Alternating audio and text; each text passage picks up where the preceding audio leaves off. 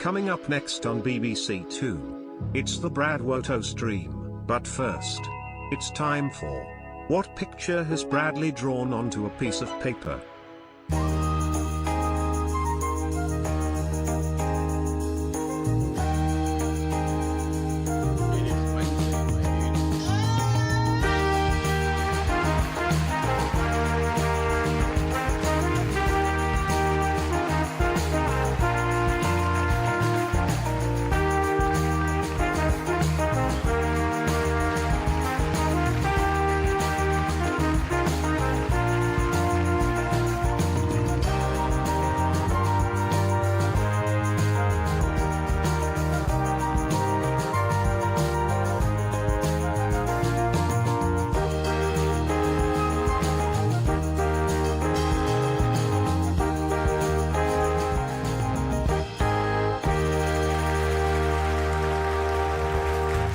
That's right, ladies and gentlemen, it's time for another fantastic edition of What Did Brad Draw? Oh, what? Oh, it crashed. Cool. In the silence. Let's see if you can guess what I drawed. It was a 2-minute drawing. Knowledge. A dud! No. Knowledge. Bulbasaur. A butterfly. Metapod. Picamaru smoking a shisha. Yoda eating fish and a rice cake. Optimus Prime.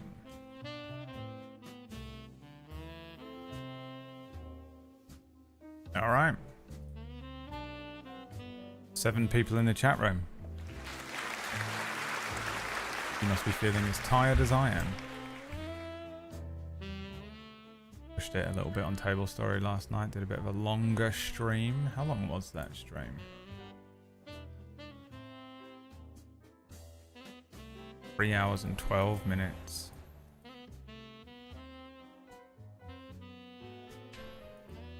And that's not including the 2 hours of pre-show prep that I had to do for that one. That I have to undo next week.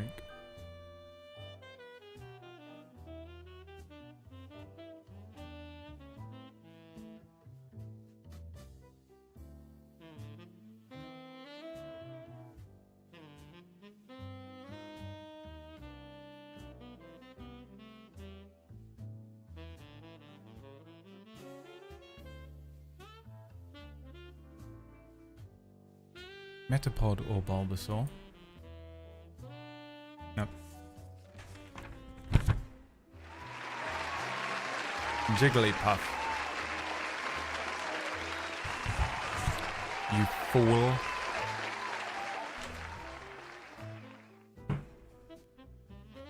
Oh, I'm tired today, guys. Used all of my energy last night trying to run an episode of Table Story. I had to take a lot of pills yesterday to get me through it as well, so I feel very fucked up today. One day it'll be Bulba. Yeah, I'd like to draw Bulbasaur. It's a bit more difficult to draw though. Wait, didn't I draw a Bulbasaur? No, I drew a Squirtle. Didn't I draw a Bulbasaur?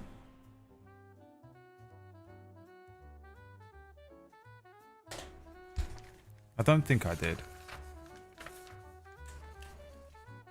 The fairy, whatever the fuck that Digimon was, Agumon, Amumu, Braum, not the Weasel from Critical Role. I don't think I did.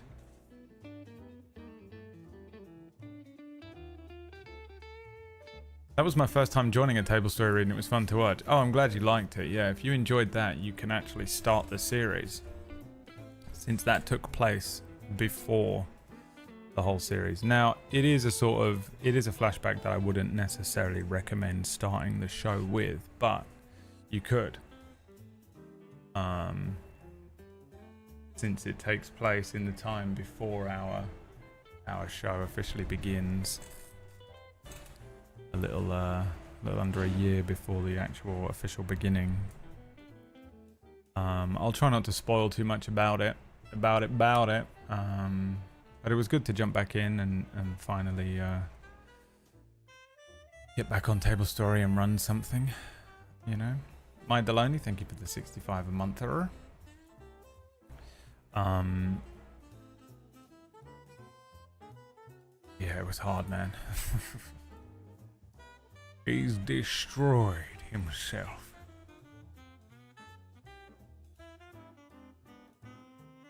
He has destroyed himself.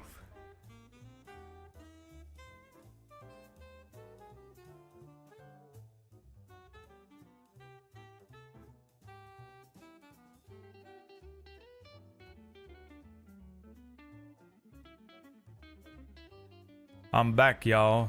I'm back. Welcome back. Where have you been? Yeah, Table Story, a D&D show that I run called Cura last night. A lot happened in what is essentially like a dumb little flashback episode. But it was fun. It was very fun. I put a lot of effort into that one, surprisingly. Considering you'd think it was just a little borderline non-canon flashback. I wanted there to be a real point to it, and there was. Knowledge was revealed. Lore. Knowledge.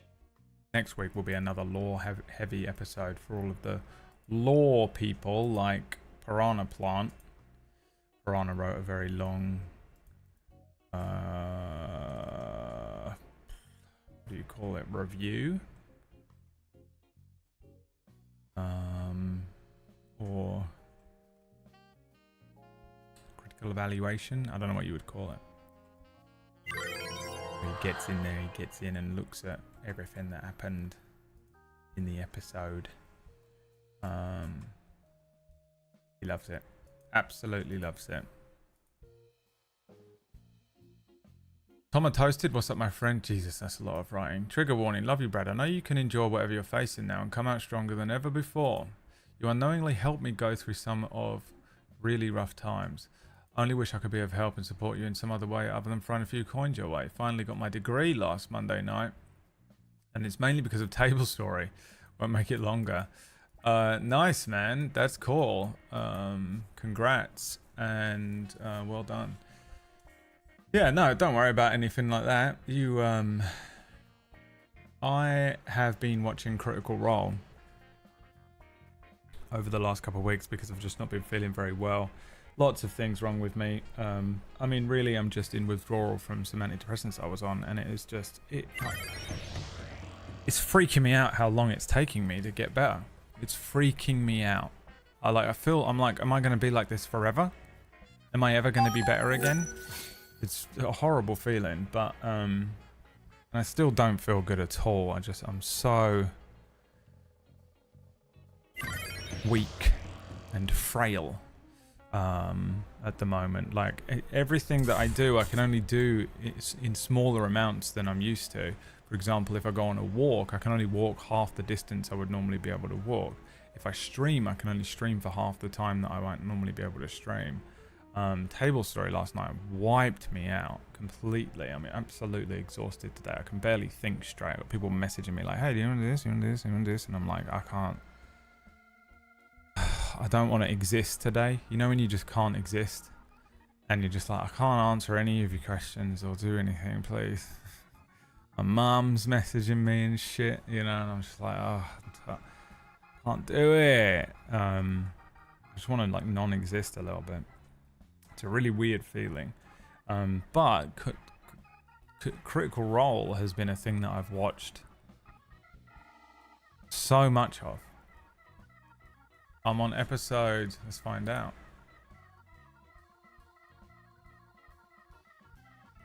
I have burned through so much of this. Look at this. This is the playlist of it. I'm all the way through all this. This has been in 3 weeks, I think, or a month or so. that I've been watching this. I'm on right at the end of episode 47 of campaign 2. Never really watched Crit Role before, not properly, and I mean I am enjoying it, yeah. But my point to Tom and Toasted is that I haven't paid them a fucking penny, and they have manually gotten me through this. They've literally, like, the cast of Critical Role and that campaign, and just watching the hours, you know, they do 3-ish hour sessions. I've had it on while I've been doing so much sitting around and feeling shitty. That's what it's about, man. You got to find stuff that just you chuck on in the background, whether it's Table Story or this crap stream or whatever. So yeah, man, don't feel like, you know, you don't owe anyone anything. You figure it out. You pulled your socks up. You got on with stuff, and you got through it, you know. And you've got a degree, and you figured your shit out, and that's cool, man. Don't worry about it. You know, that you've used. It's nice. I appreciate the thank you and everything, you know. But you figured out tools and ways to get your shit together. That's what it is, man. So, yeah, congrats, man. Well done. You've done great. You're doing great. Everyone else: Cloudsea, Sales, Humagi, Greg, Rage. Thank you for the resubs. He's weak. He's frail. He's style. He's great. Yeah. We've been going through the same thing basically. That's why I've been in ghost mode for the past few months. Oh, really? You've been suffering withdrawals from some sort of really hardcore antidepressant. Yeah, it's really horrible. It's been just a horrible experience. I'm very, very tired of it. I'm beginning to just, I keep feeling just like every other day I feel better, and then I feel worse, and I feel better, and then I feel worse, and I feel better, and then I feel worse, and I'm just like, God, I want it to be over. And I am getting better. I don't feel as bad as I felt last week, but it is just not, it's not like I feel better, healed. You know, I'm not at 100%. It's just weird. You go up this fucking like mountain, and it's just like getting worse, getting worse, getting worse. It spent sort of 2 weeks getting worse, getting worse. Physical symptoms first, then mental symptoms, and then it hit like a peak of just absolutely awful, which I think was around this time last week. It's very, do you know what's the weirdest thing is? I've got no sense of time of how long this is, because it has just felt like, it feels like it's been months and months. It's been weeks. Each week feels like a month. I feel if you said to me, oh Brad, it hasn't been 3 weeks, it's been 3 months, I'd fully believe you. It feels more like months to me, because every second has just been so grueling. But like, obviously you're going out, it's getting worse, and the symptoms are getting worse and getting worse, and it hit like a peak of feeling worse. And a lot of the time when you're sick, once you hit that peak and start coming down, you come down and feel better pretty quickly. If you have a cold or something, you feel, oh, and then it goes, and then in a couple of days it's gone, and you've forgotten that you were even sick. This is coming down at the same rate. So I feel, yeah, it was worse here maybe this time last week at the top of this peak, but here was also fucking horrible. And I'm just on the same, I have the same symptoms as I had here on the come down side. Well, yes, this is me feeling better, but I'm still here. You know, I've still got all of this to go before I feel brand new again, or feel 100% again. Not that I really ever feel 100%. I always feel a bit unwell, or I've got something going wrong in my head, and I'm trying really hard not to constantly be complaining about things all the time, but it does feel like I do complain a lot about stuff. But honestly, I've had a shit few years, so go fuck yourself. I'm fucking knackered. I'm so exhausted from my own life. And this has just been so horrible this last couple of weeks. And it's really just highlighting it. When I feel like I was doing pretty good, you know, for the first time, but since I moved into this apartment, like the stress of the first part of this year going into the first month of living in this apartment, I actually felt okay for a month. I felt kind of like I wasn't too stressed, I wasn't too anxious, I wasn't unwell or anything like that. And I actually was kind of pretty stable, and it was so nice. And I was like, oh, I feel okay. And I was doing stuff, I was productive, I was working on like fucking 15 projects. And then I just got fucking slapped. Tired, man. I'm so fucking tired. But I am getting better and feeling better, and I really am trying not to be too like down in the dumps about it all, you know, because you just beating yourself up doesn't really do a lot. It's hard not to do sometimes, right?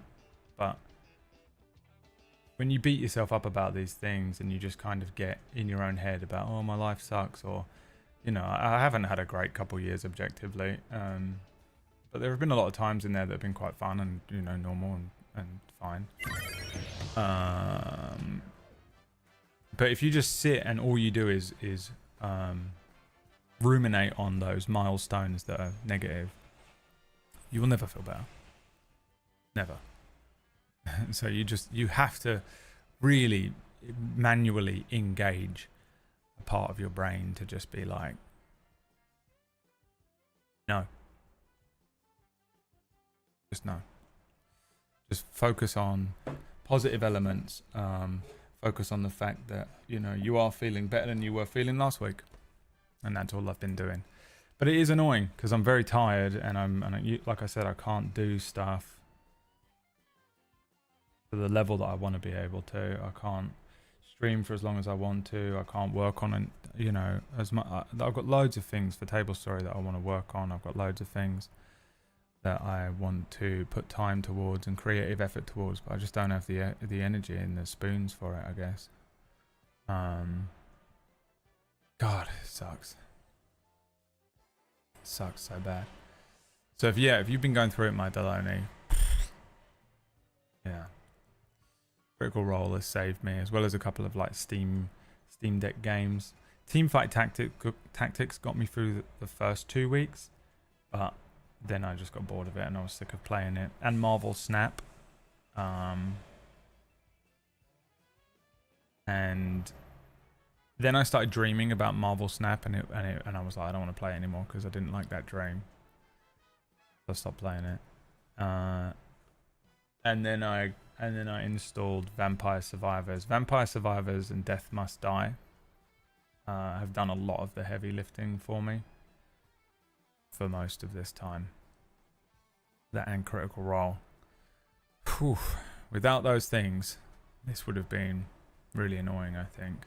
Because there's not really a lot on TV that I'm interested in. Like, there's stuff that's coming out at the moment, like House of the Dragon and The Boys and The Acolyte, but you get one of those a week, you know, and I've been sitting here 24 hours a day just completely out of it. So, yeah, Crit Roll has been incredible for me.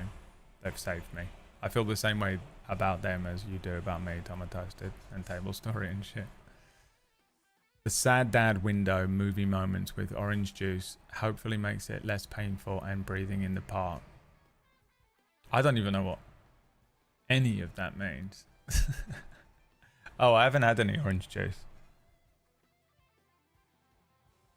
The Sad Dad window moment. Oh, me just sitting in my window. Yeah. Yeah, I mean, I get up in the morning and I just open that. It's still open from this morning, from when I sat in it this morning, and just stare out the window. I'm really tired today. I mean, I'm extra tired because any time I have to run a D&D campaign, I mean, Tuesdays is when I run a Cura, and Wednesdays I'm always brain dead. And not only that, but we went long. It was annoying. There was an annoying timing thing with last night's episode in that the thing was designed to be a one-shot, but it took a little bit of time to get into it, and they took a little bit more time sort of moving from room to room. I kind of thought they would spam through it because they do get a bit impatient, this party. They progress through dungeons very quickly, but then they progress maneuvering through the world quite slowly. It's very strange.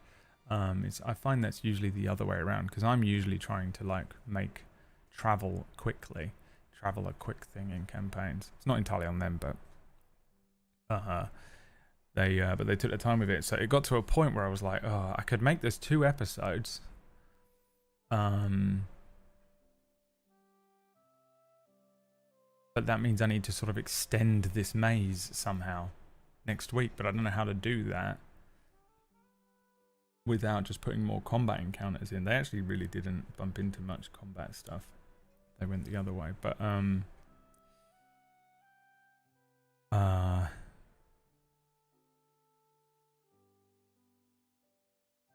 yeah, it was an awkward time. I can't remember what time it was, but I was like, I don't think I can extend it. So it was like the only choice you have in that moment is to be like, push through.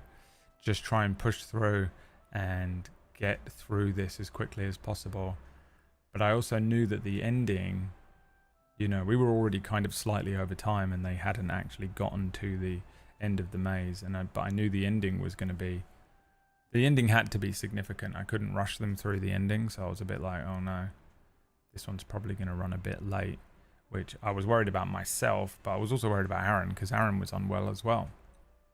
It's funny because, you know, I planned this while feeling okay.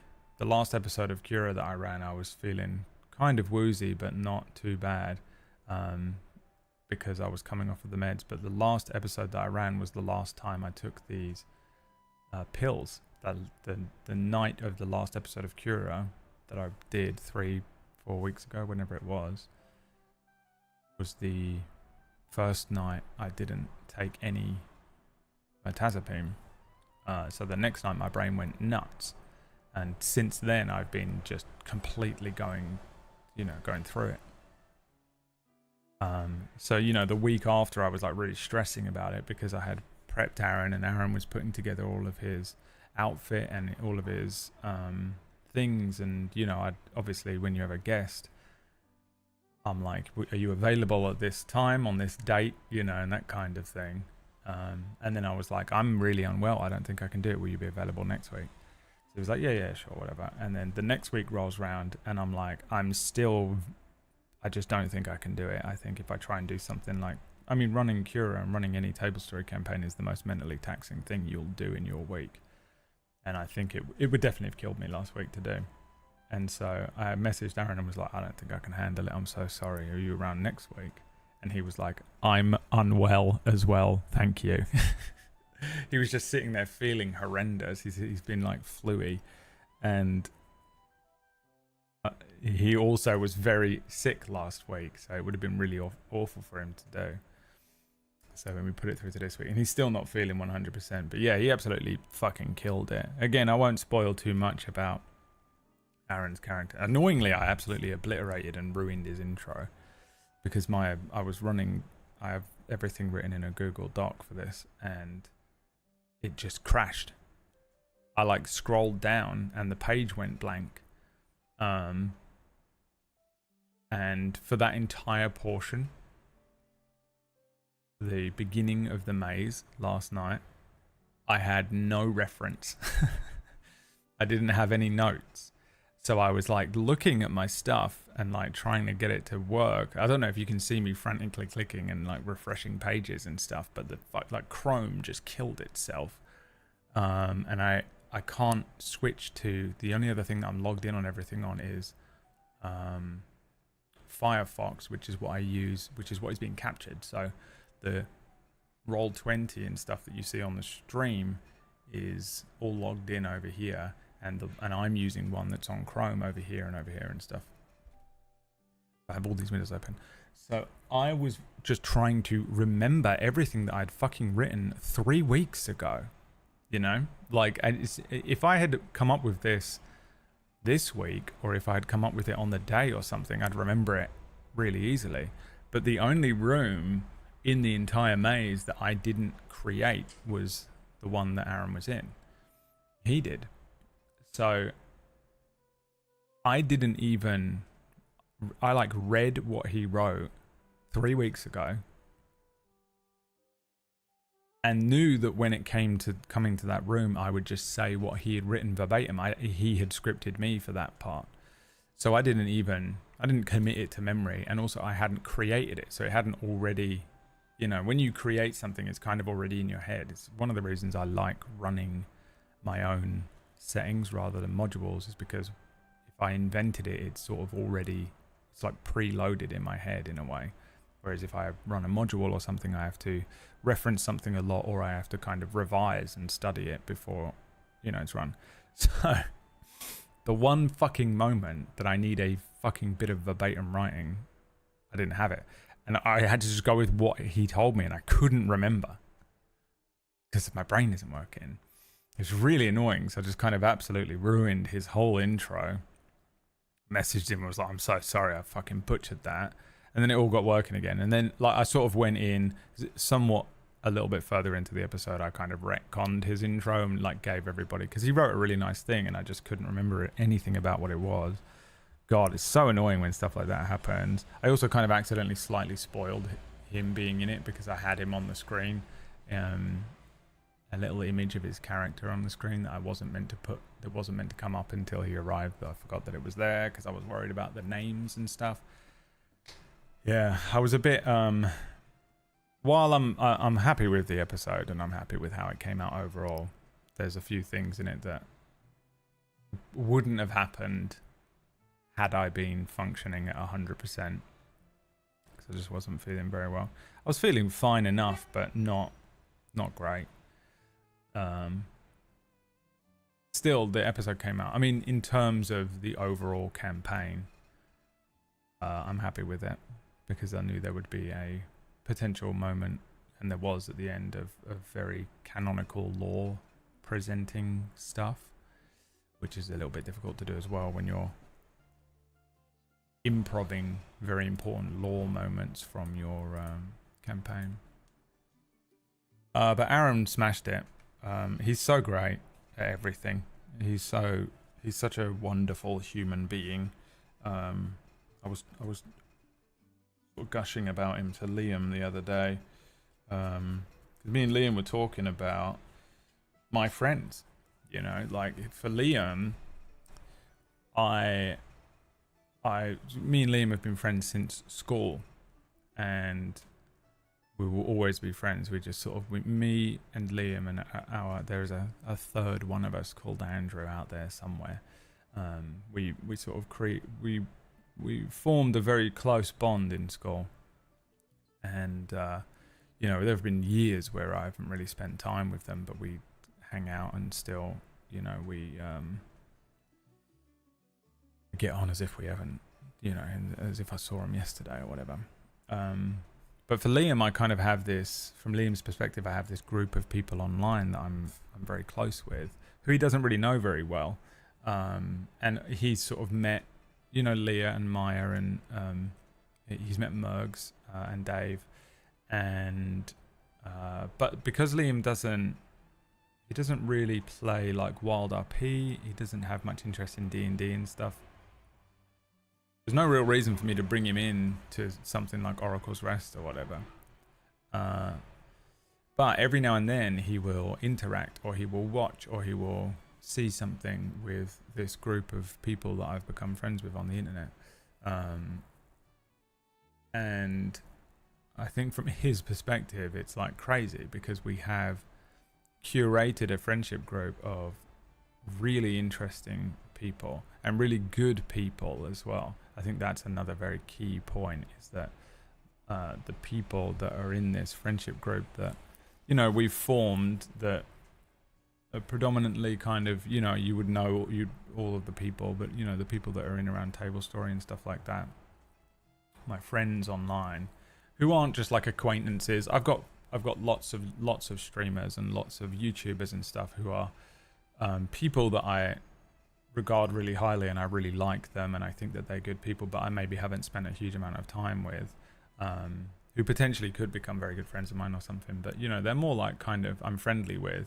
But then there are people that I've met in this industry and through, you know, friends of friends and stuff like that, who have become very close friends of mine, who are just like solid people in one way or another. But they're all very interesting as well. They're all very creative, or they're funny, or you know, they have unique talent or something. You know, there's some element to them that makes them very interesting. And every single one of them is the type of... I could be alone with any one of these people that I've become friends with. You could trap me in a house with them for a week, and I don't think we'd ever run out of things to talk about. We'd never get annoyed with each other's company. I don't think we'd ever get bored. You know, sometimes you can be sat with someone who you get on with for a long time, and you can run out of stuff to talk about, and it's awkward and stuff. And I think that even if we ran out of things to talk about, that I could just probably walk along in silence with any one of these people, and it'd be very comfortable. And of those people, I think Aaron is a very standout member of that group. He is very unique. He's had a really interesting life. Not all of it has obviously been sort of sunshine and rainbows and things. He's done a lot of things and he's had a very varied and interesting life, but he's come out of it as a very multifaceted and layered individual who's just very, very easy to talk to about anything. It's one of the things I love about Aaron the most, is that you can sit down and talk to him about anything. You can talk to him about the most deepest emotion. You can open a conversation about the most deep, emotional, fucking harrowing moment of your life, and he will be able to... He won't just sit there and nod and listen, even though obviously he will listen. He will have things to say about it, you know, and he will drop pearls of wisdom, or he will be a shoulder to cry on, or something like that. Or you could just sit and make dick jokes with him for an hour, you know. He's a very reliable person, I think. I find him to be very much he's very much a comfort person for me. And it's not like me and Aaron are best friends or anything like that. I do think we're relatively close, but he is somebody that just being around him and being in his presence, I find him to be a very calming, warm, and very approachable and easy person to be around. I was kind of explaining this to Liam the other day because we were talking about it, and I was saying that Liam would probably get on very well with Aaron, because of that. You can spend time with Aaron very easily, and yeah, he is a very positive person. I think he has a lot of reason. You know, there's many things that have happened in Aaron's life that would completely break another person. He's very strong. He probably doesn't really think it. Maybe he does. But he's a very inspirational person. That being said, on top of all of these things, he can just come into a show like Cura at complete random and play this ridiculous character. I found his character was fucking adorable and so lovable and really interesting. And I feel like he stole the show, which of course I wanted him to do. And we approached it in a really interesting way, in that I gave him a lot of my DM notes for how I was going to approach this maze. Again, if you haven't seen Cura, I won't say anything that's too spoilery, but we'll talk about, you know, some of the structural things. I shared with him a document that just had a bunch of notes in it, and I said, like, as we come to each room, you can describe what's in it, and you can talk to them about the things that are in the room, and you can I'll lay a basic setting of what the room is, and if you want to, you can just crack on and describe all of the different things that are in there, the busts of the wizards, or the reason as to why this room exists, or you know, who planted these plants, who built these automatons and stuff like that. You know, and as much or as little as you want. I don't want to put too much pressure on you. You don't need to DM the show or anything, but I thought it might be a fun way to have this character who comes in, and I describe some of it as a DM, and then this actual character who's a custodian and a guide describes the rest. So that was kind of how we did that. And you have to be able to rely on someone quite heavily to, you know, be able to do something like that, and Aaron's really good for that. Yeah, I love him. I absolutely love him so much.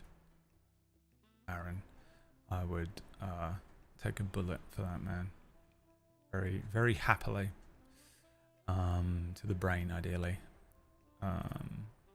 Yeah, he's great. Killed it. And yeah, if you've never seen Kuro or anything like that, last night's episode 23. Is it 23? I think it is. The Wheel is the episode that features Aaron Black, and he's in it. And it's a flashback. You could, if you wanted, watch. There are 3 session zeros available on Fourth Wall for the memberships, which are official campaign, canonical, but test shows that we did, where I recorded our process. Everyone made their characters separately, and then we ran them through some very basic one-shot pre-show episodes.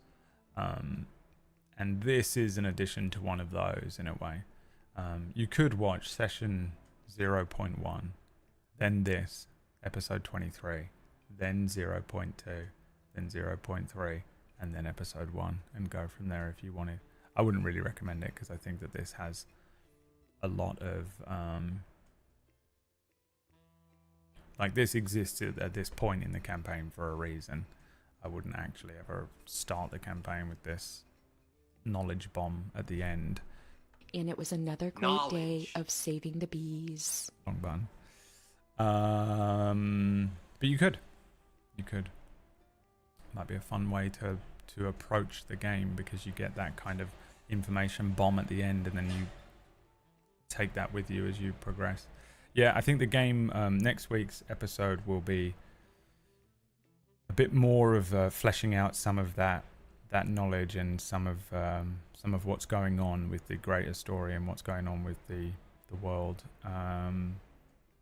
And then we go into, I think the show will probably transform a little bit after that. We'll go into what I will call the end game, but that sort of suggests there's only a few episodes left, which I would imagine there's still quite a few.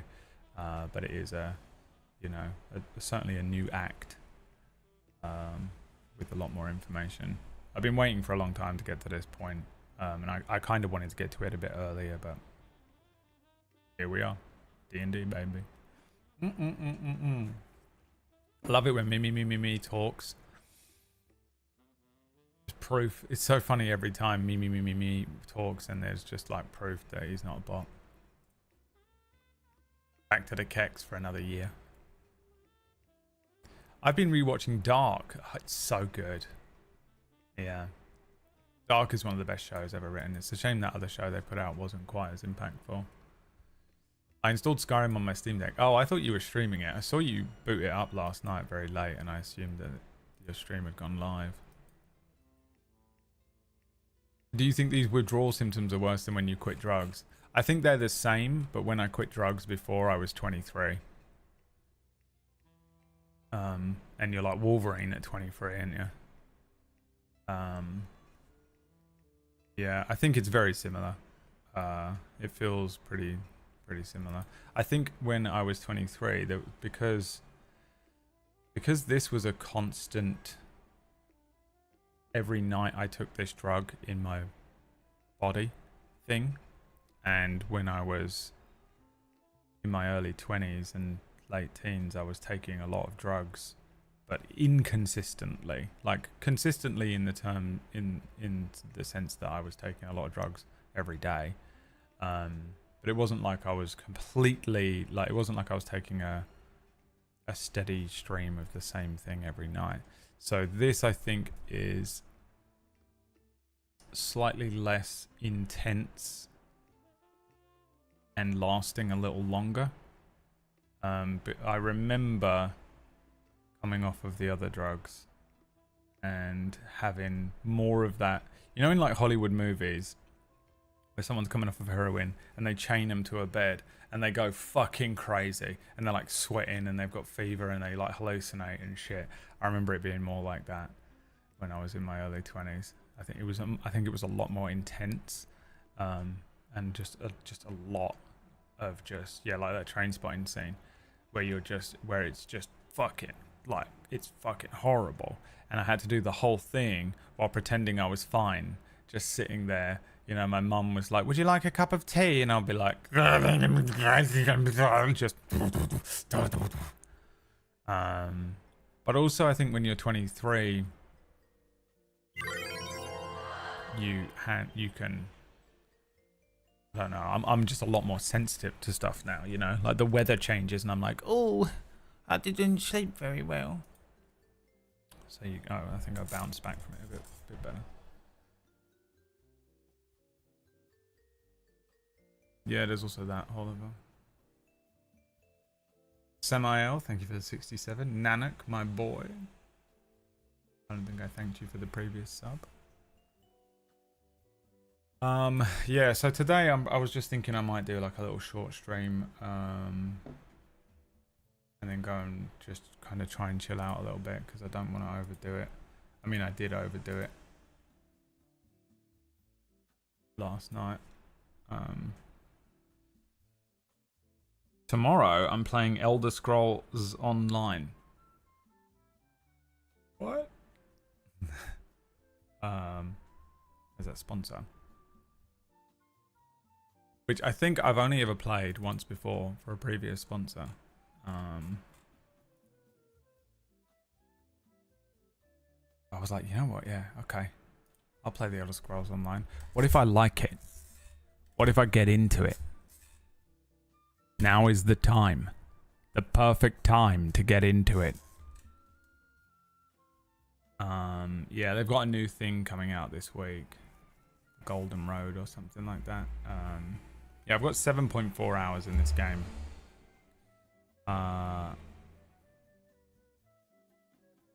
So yeah, I figured, you know, I'll boot it up tomorrow. I'll probably just start fresh. And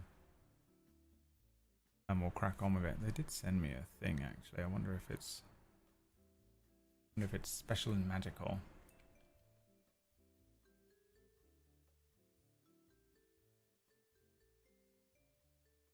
Oh, it is. I've got the online deluxe collection. Yes. So I've just unlocked a bunch of shit with the code they sent me. So we'll give that a burn tomorrow for a few hours. Which I'm interested in doing. Maya sort of convinced me that the Elder Scrolls can be played solo because he doesn't want to play it with me.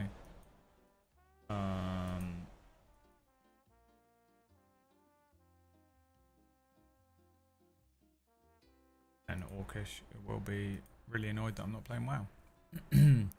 Megawatts, thanks for the 42 monther. 42 monther. Me and Liam have been looking into crafting. I've been watching this guy.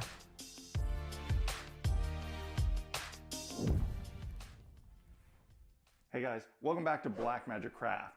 As a big, huge milestone for this channel fast approaches, I know, crazy, right?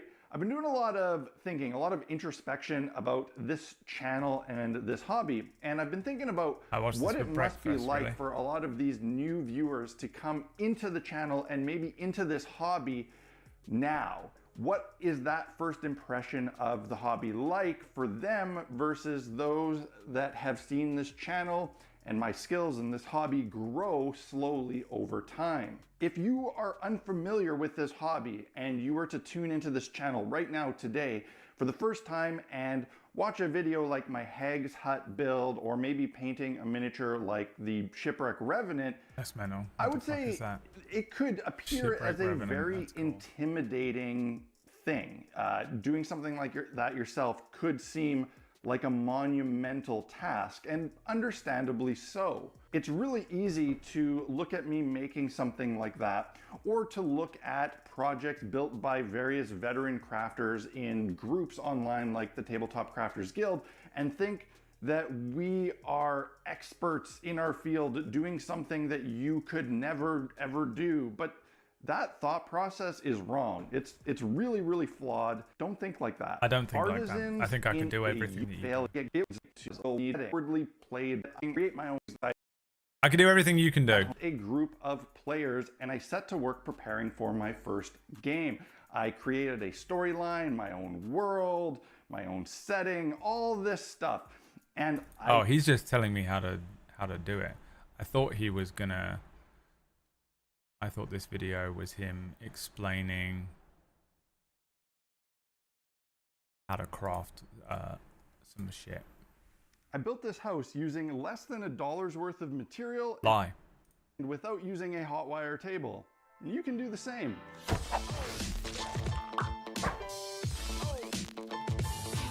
$1 house.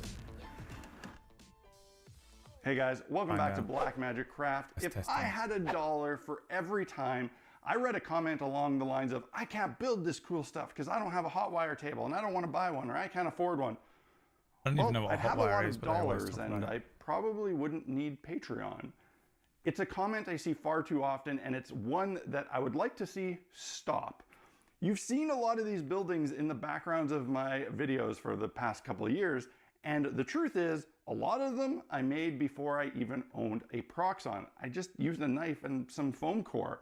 While a hot wire table absolutely makes a lot of things faster and easier, and there are a few things it can do that you can't do with a knife, you can still build a ton of cool stuff without it. You can build stuff like this. It just takes a little bit of creativity and patience. Today, I want to show you how I made this really nice looking little Tudor farmhouse using simple tools, dollar store foam core, and probably the foam under stuff $1 I don't understand either. I looked into It's hard to even quantify how much it actually cost because it just used a little bit of stuff that was really immediately cheap. Overwhelmed. So you guys ready? Let's do this. The majority of this build is made from dollar store foam core. This is specifically the Ready Board brand from Dollar Tree, which has that easy to peel paper. As usual, when doing a building, I didn't have much of a plan or a template to follow. I just started cutting walls. While I don't follow any hard scale rules when it comes to buildings, a good starting point to keep in mind is that a wall height that looks pretty appropriate for 28mm scale minis is somewhere between 2.5 to 3 inches per floor, depending on the type of building. I peeled the paper off the foam core for 2 reasons. One, the glue bond is weak on this paper by design, and I didn't want to build on an unstable material. And 2, I wanted to create the stucco or wattle and daub texture right onto the foam core itself. The issue with this is that it makes the foam core pretty weak and bendable, so I decided to make backing pieces using regular old cardboard. Cardboard is far from my first choice as a crafting material, and it is better to, say, use thick XPS foam, but the whole point here is to show that you don't have to. You can absolutely use something like cardboard for this, and cardboard is something that everybody should have access to. Once the foam core was hot glued to the cardboard backing, I moved on to creating the stucco texture using a ball of aluminum foil. Oh, that's this what is he's an doing. excellent method for creating the texture that is fast, easy, and free. No grout, no material to buy. It does come with one problem that will have to be addressed later, however. After texturing, it was just a simple matter of hot gluing all the walls together. This created a bit of a flimsy structure, so I cut a piece of cardboard to perfectly fit inside that would act as a brace and make the whole thing way stronger. There are 2 ways to make simple buildings look a lot more impressive and interesting. One is by adding lots of little details later on in the build, but the other is to create slightly unusual shapes and forms in the structure. This is how you avoid that kind of birdhouse or shoebox building look. For this one, I thought it might be neat if the building had a bump out to add a little breakup in the form. I imagined that this was a wood addition to the main structure, so before assembling it, I created some wood grain on the foam using a wire brush and some plank lines using a sharp pencil. Again, I added some cardboard bracing to the interior of the piece just to add some strength. Before adding all the exposed timber to the What's structure, that? I needed to get my door in place. And for this particular build exercise, I decided not to use one of the pre-made resin doors that I had made previously and instead just used foam core.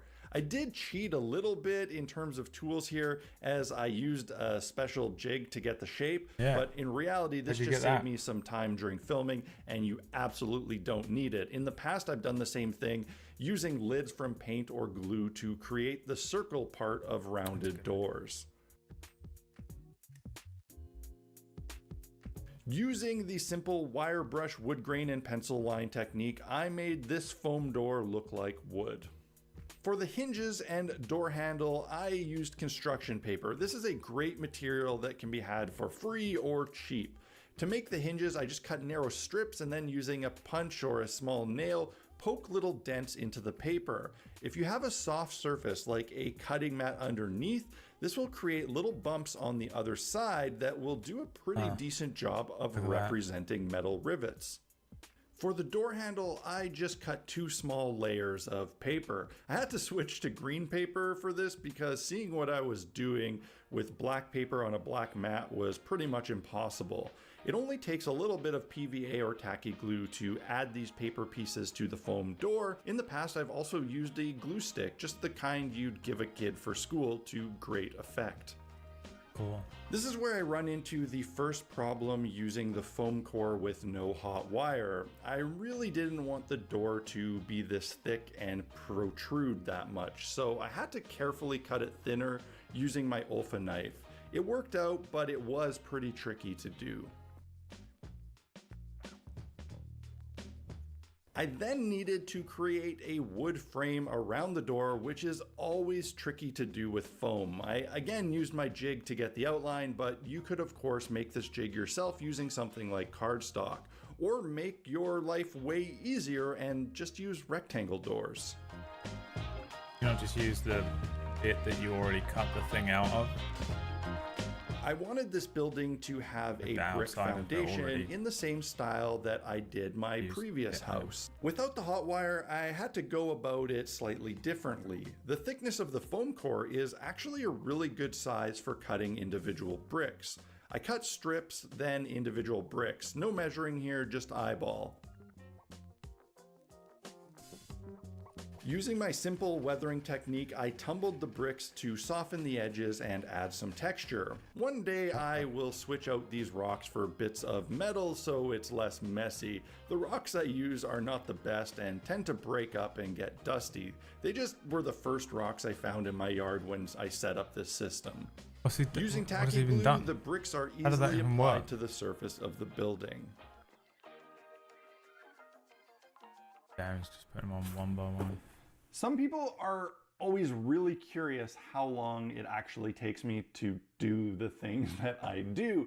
And usually my response is, it doesn't matter because everybody crafts at different speeds. How fast I build something is irrelevant because it could take you half the time, it could take you 10 times the time, it doesn't matter. In this case, I think it's interesting because I am challenging myself to do this build without any of the real specialty tools like a hot wire cutter. You know, I'm using foam core, cardboard, little X-Acto knife, glue gun, nothing special here. That limitation can slow you down.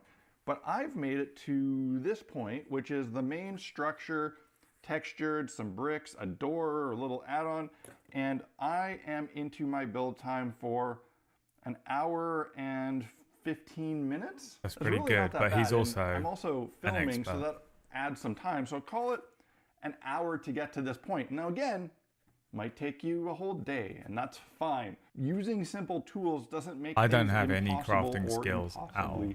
Slow. I have However, basic knowledge of creation and art. On this Tudor house here, that's where things get a little bit tricky using foam core and no hot wire. Foam core is fairly thick. It's about 3/16 of an inch thick.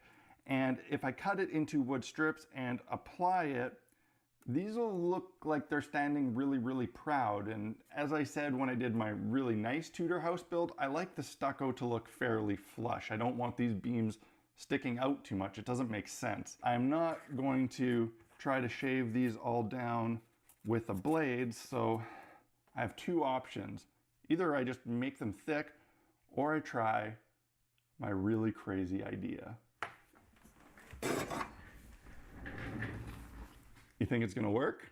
I'm rolling pin it. I thought this earlier on. I wondered if you could just crush it. While the rolling pin didn't get the foam quite as thin as I would have liked, it did get it about 30% thinner, and I'll take that. Oh, and before anybody complains that they don't have a rolling pin and it's a special tool, come on. I literally bought this one at Dollarama for like $3 Canadian that I use for crafting. From this foam, I cut strips to use as timbers. I of course used the wire brush to give the plank some wood grain. Then it was just a matter of going around the building and adding the strips. I had to make sure they were wide enough to cover the exposed cardboard on the corners. I could have avoided this if I had planned a bit more and cut the cardboard short on the corners and joined the corners foam to foam instead.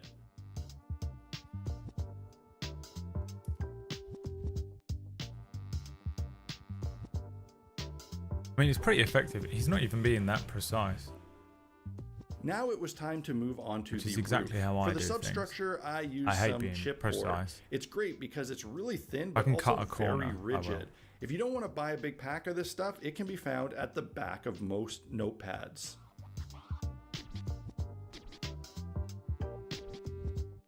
You know what else I don't know how to do? Paint minis at all. I intentionally made the roof without any overhang on the sides because I want to be able to place a bunch of these small buildings close together when setting up city streets. For the shingles, my preferred foam method was not an option, as that absolutely does require a hot wire table. No worries though, I went back to one of my early techniques of using medieval chipboard.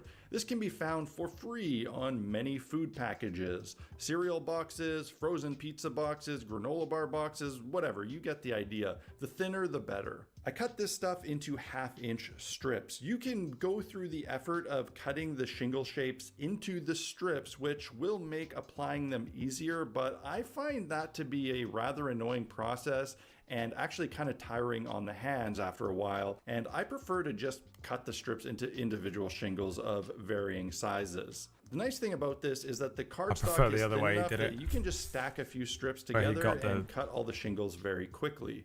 You just put grooves in them and layered them on. To apply these, I used hot glue. This way I could keep moving and not worry about things shifting around. If I were doing strips, I'd be able to get away with tacky glue, but with individual shingles, hot glue is an absolute all-star. You'll notice I don't have layout lines for the rows, and I shift my shingles up and down a bit to give some variation. Working this way does require a little effort to make sure overall your rows aren't going too wild, but it does look really, really good.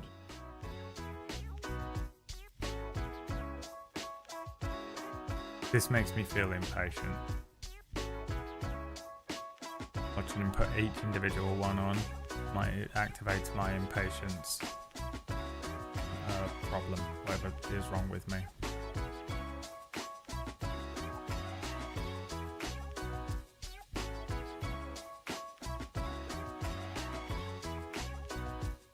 It looks legit though, doesn't it? Once that's painted.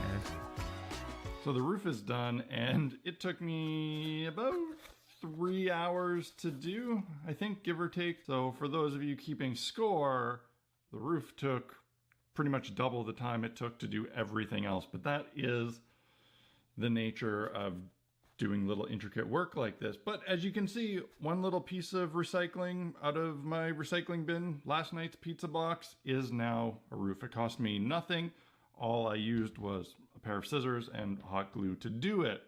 They got a little bit of a problem right here, a little bit of a gap. And also I kind of don't like how plain this little wood box out. Liam, if we start doing this, we will never get girlfriends. You know that, right? This is it. You're committing to being an old divorced white man.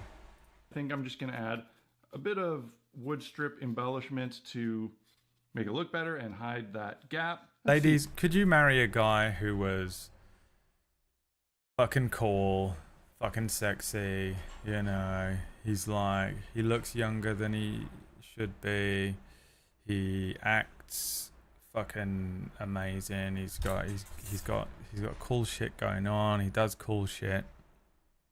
But also, sometimes you go to his house and he's doing this.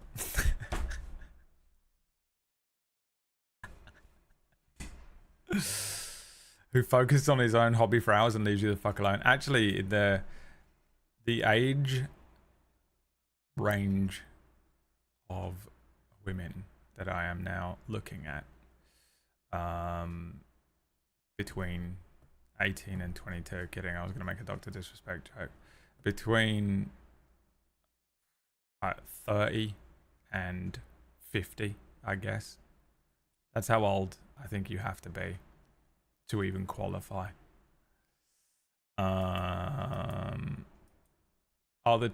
The type of person that I would be interested in getting into a relationship at this point has to be the type of person who, much like me, has their own shit going on now, and just like, yeah, great, I like spending time with you, and I like, you know, let's go watch that movie, let's make dinner, let's do this, but also I'd like to go and play D&D with my other friends. I'd like to go and build a fucking bullshit house. I'd like to honestly just be non-verbal for 2 hours completely on my own. And I don't think that that exists in your early, well, I guess in your 20s, does it?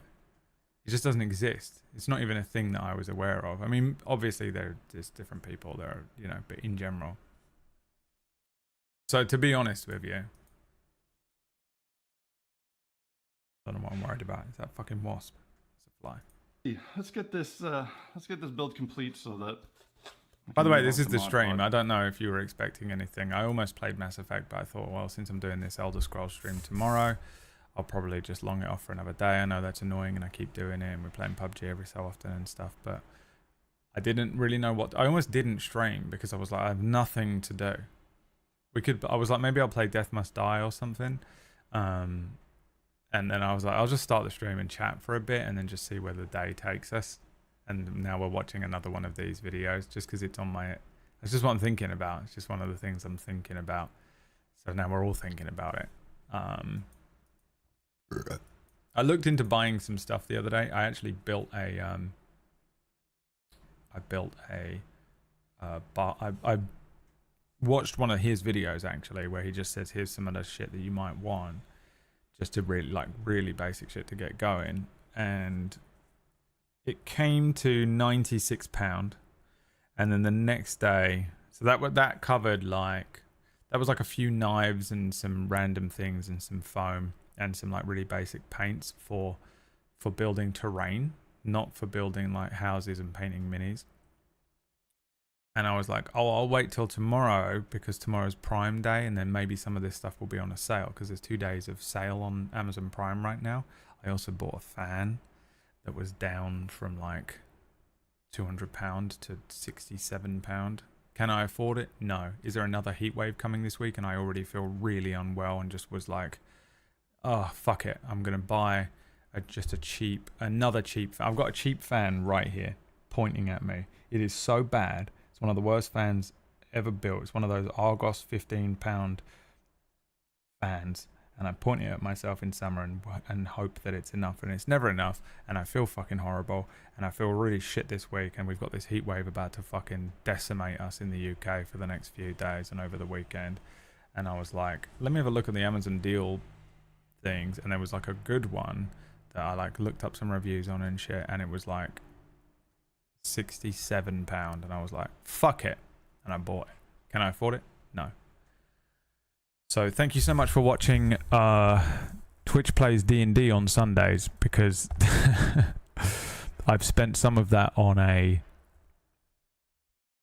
slightly less bad fan than the one that I have pointed at me directly right now to try and get me through this weekend, because I'm just dreading the heat a little bit, because I already feel so so horrible, and it's very warm today already, and I was like, I woke up this morning and felt immediately like I was going to throw up, and I was like, oh, I could handle this heat if I wasn't dying already, and I was like, god damn it, this weekend's going to suck, and I'm going to end up having a couple of nights where I don't sleep, and I'm already just like scraping at every minute of sleep I can get.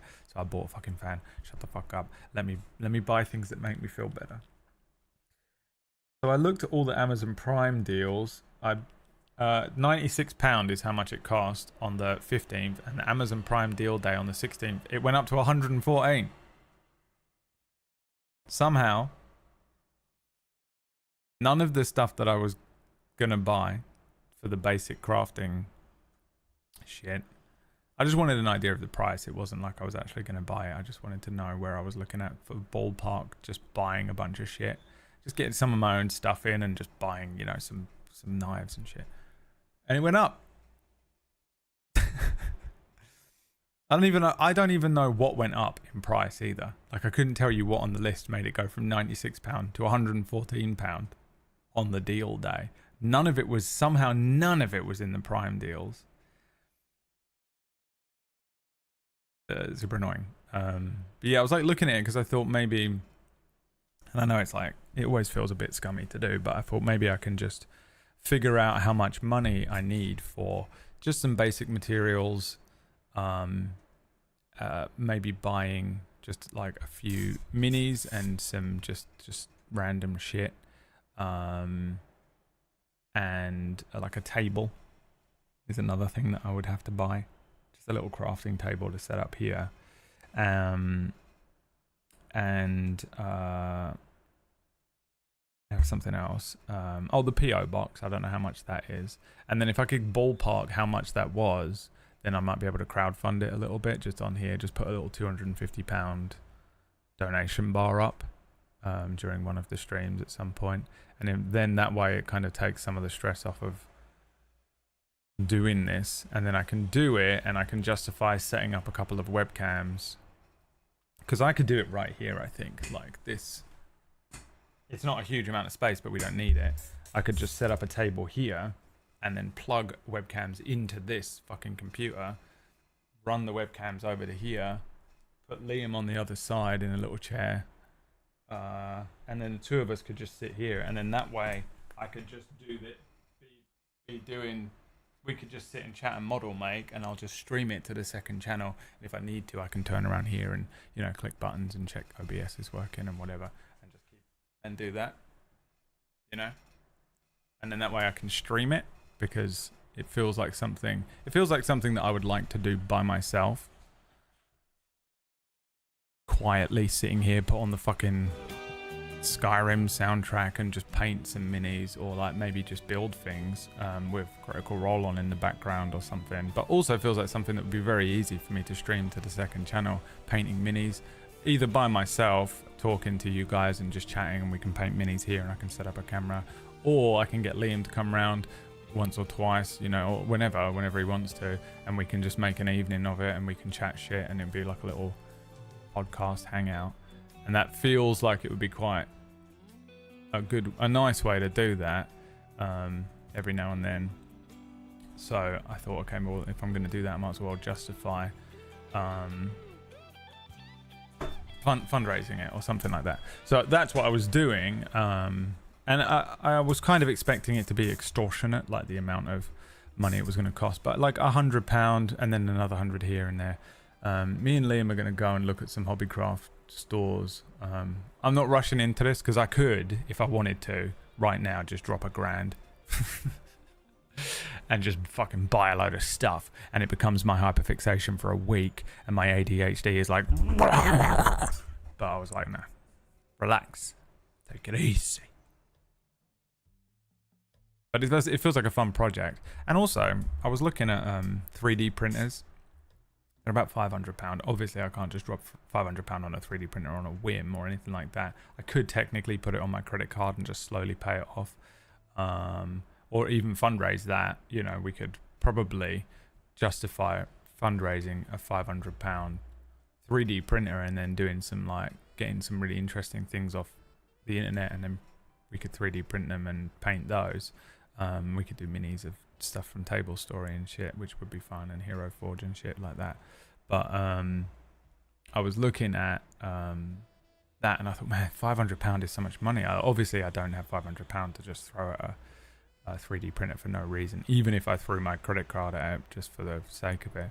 But then I thought, well, I was looking at an iPad Air or whatever. There's one of them that you need for Procreate, because I sit and draw now all the time when I'm drawing stuff for the beginning of these streams. I'm sitting here a lot of the time just doodling, and I really enjoy it. I actually really have a nice time some nights just sitting here drawing, if I'm drawing something that's worth, not just a Jigglypuff that I spam out an hour before the stream, but sometimes I'll sit and draw something that's a bit more effort, like the Cloud Strifes or something.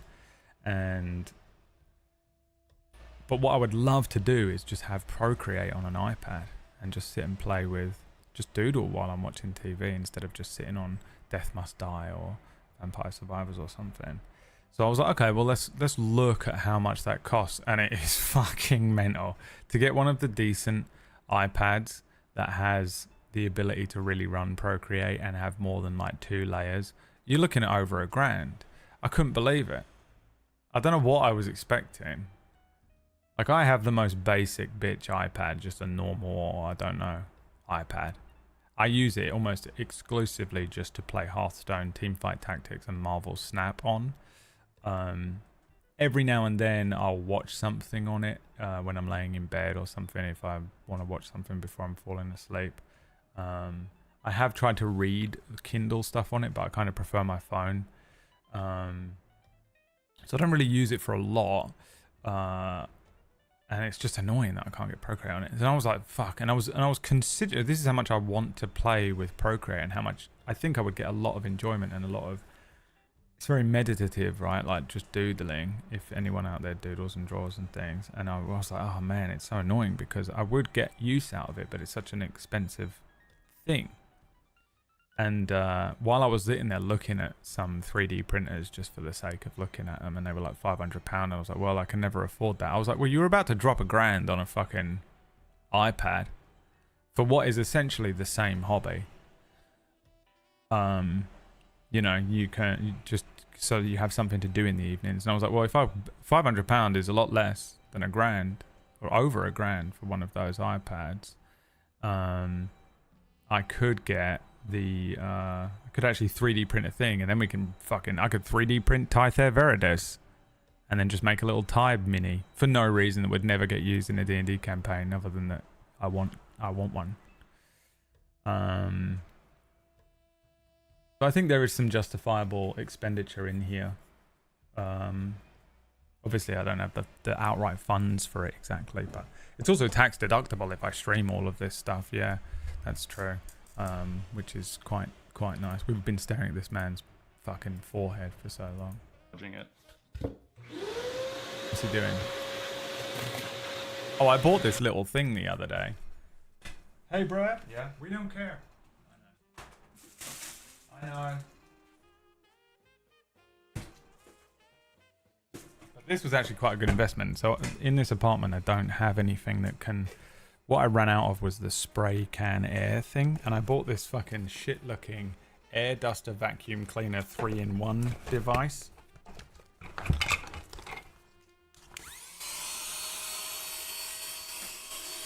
And I can hoover the front of my fucking computer with it. And I can... And I've got all these little fucking things now in this apartment that I didn't have in my old house, with just these little, God, I don't know what it's called, like side paneling things. And this thing hoovers up a little bit, but also you can just plug a thing into the back and it's now a blower. Just depending on which way this thing is facing, it just does the blowing action as well, of like keyboard cleaning. Never getting a girlfriend again. The most divorced dad I am ever. And this thing has been so fucking useful for cleaning a tiny apartment. Because I live in a tiny apartment now, not in a house. Divorced dad. Love it. Love it, dude. And it was fucking well cheap. It was like a tenner. It's the greatest item I've bought so far. For £10. I also want you to imagine that like when I first, because I got this like a week ago, and I was really unwell. And I felt so shit. I was like really feeling sick and anxious and crazy the day that it arrived. And I'm sitting there unpacking it and building it and fucking cleaning everything just out of my fucking mind. So happy with it. Alright, well, let's carry on watching the video. Hi Will, thanks for the 39 month. Nah, friend. Hang on, what was you saying? Let me see what Curio said. I'm posting a link to the template for a fantasy house in Discord if that is of interest. Nerdforge has an elaborate one and a video of her building it with mats for $10 and it took her 7 days. Okay. I thought it was, alright. Yeah, I mean, I've seen all of those templates as well. After calling all of my timber placement done, I really did not like how square all the pieces looked, and I needed to do something to make them look more realistic. Oh, also, JJ is saying you can get knockoff stylus for iPad. That's great. If anyone has Procreate on something that isn't an Apple iPad, but is much cheaper option, let me know, because I've sort of looked into it, but it seems like it's just not possible, but I don't know. Kaio, thanks for the 55. And to look like they weren't projecting so much from the stucco. This is the other problem I had alluded to earlier with texturing the foam core to look like stucco. While that rolling pin flattening had helped, I still didn't like how proud these timbers were sitting. So I decided to try chamfering all the edges using an X-Acto. This was tedious work, but oh my god, it looked so good. It made the timbers look far more interesting and realistic, giving them a hand-hewn log look, and it also gave the illusion of them being thinner than they actually when you think were. about what he's doing there, it does look. The difficult thing was adding like wood grain to the fresh cuts. Like in that. some spots, I was able to use my wire brush, but in others, I could not. I didn't want to get I assume that lines the on my paints is the stucco other thing areas. that's annoying, because Trying to find a I have this fucking box of pens. I was like, Brad, please can we watch the video? No, this is the stream. I have this box of pens. Now, I bought a bunch of cheap Copic markers because I didn't want to spend lots on Copic markers and then find out that they're not what I want them to be. I now kind of wish I'd spent a little bit more money on them. But I got this pack of Valteng 80 pieces fucking Copic markers. Now, Copic markers is exactly what I wanted. I love them. They're not very good. They don't blend very well. They're not amazing. A couple of them were already dried out. But look at how many colors are in there. There's some good colors. Lots of different variations of different, like lots of different greens and lots of different pinks and stuff like that. And I'm looking at these basic fucking acrylic paints. And I know you can mix paints together to make different colors. That's like the point. But I'm thinking, man, the paints.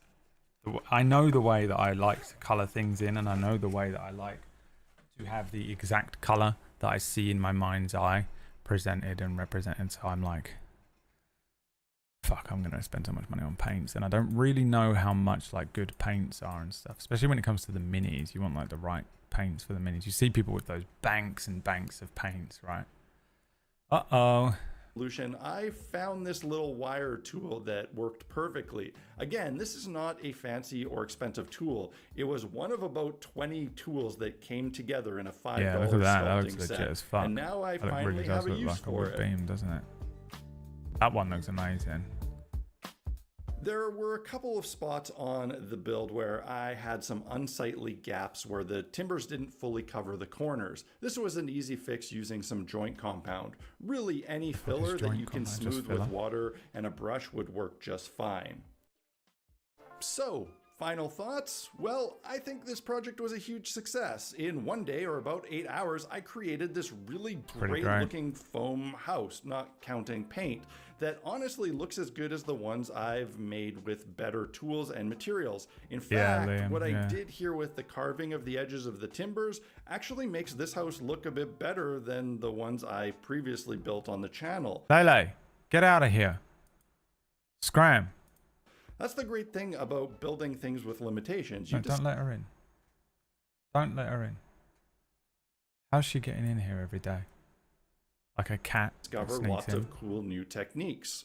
The next day I came back and painted the thing, and I'm really happy with how it turned out. So in case the message... I feel like the minis will need good paint, and this shit won't need good paint. wasn't clear, you can make this sort of stuff with limited tools and supplies, but more advanced tools do help speed things up. If you want to pick up any tools, be it simple or advanced, you can do so in a way that really helps out me and this channel. If you use the Amazon links in my essential equipment page on blackmagiccraft.ca, you will get the items that I use and recommend at no extra cost to you, and the channel will earn a small commission to help fund future videos like this one. If the videos I make have helped you, I kind of wanted to watch supporting him the paint channel this, via but he just Patreon. did it It's magically. through that support that I mean, it looks I'm good. able to do I reckon this I could make and that. help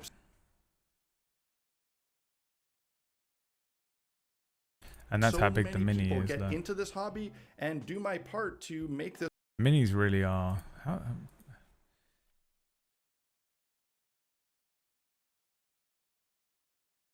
basic miniature painting techniques.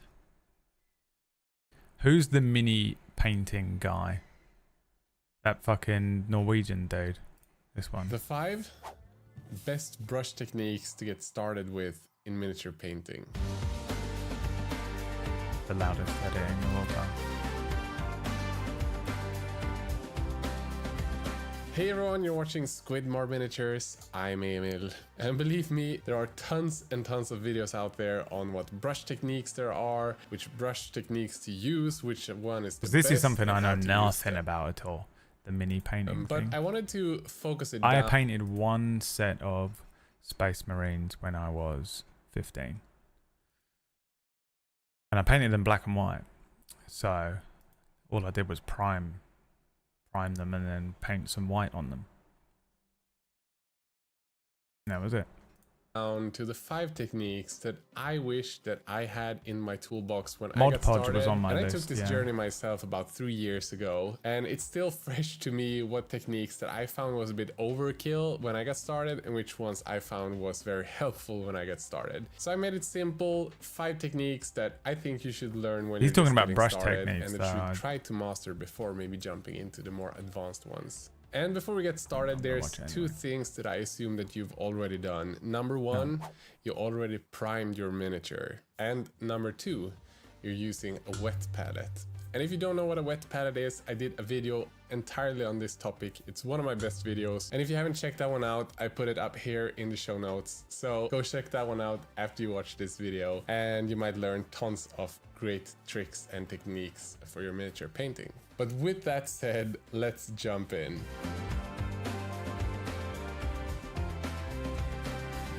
Number 1, base coating. Putting on a proper base coat is the foundation for your whole miniature painting process. And deciding to not put on a proper base coat is pretty much like building a house without a foundation. It might look decent, it might look good, but if you want to make it properly and make sure that you have smooth transitions and great coverage, the base coat is crucial.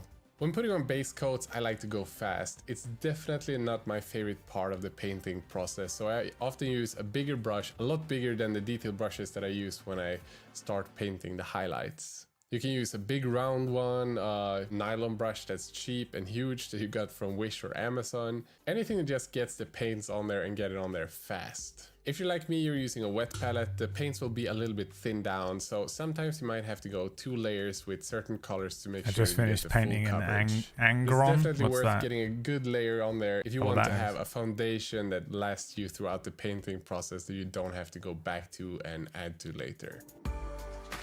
That already looks good enough to me. Obviously it doesn't.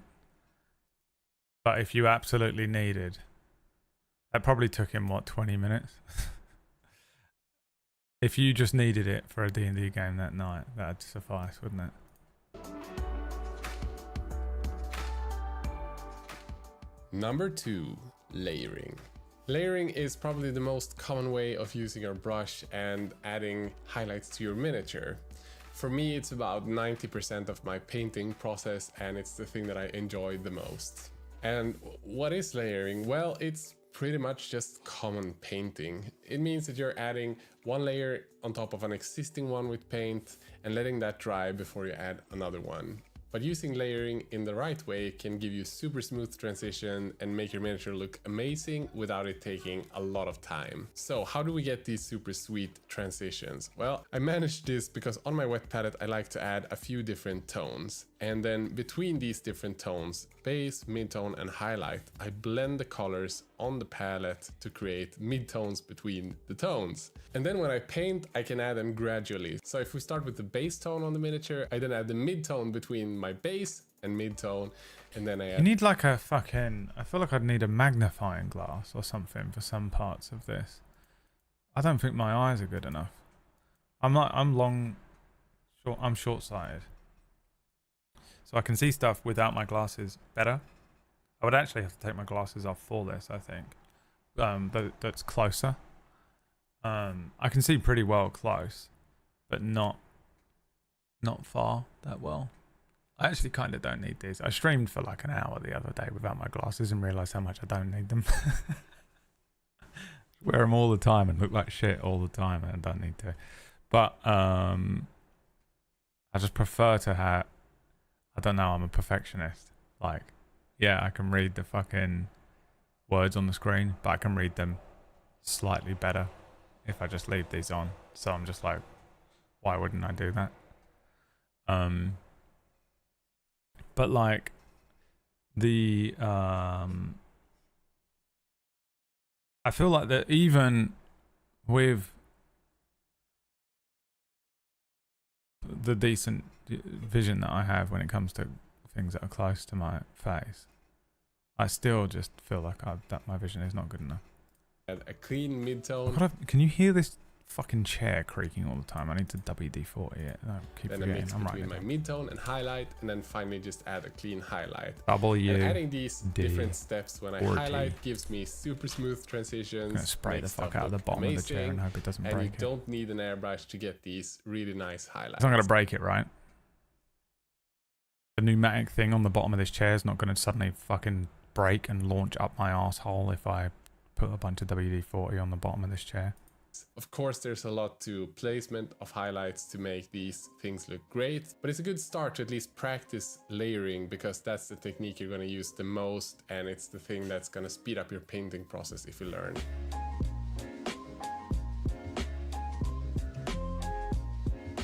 Number 3, wet blending, or as it's called in some scenes, wet on wet. It's a technique you can use when you want to have a smooth transition between two different tones or colors, starting on one end and ending on another one. It's called wet blending because you blend the different colors on the miniature before they dry.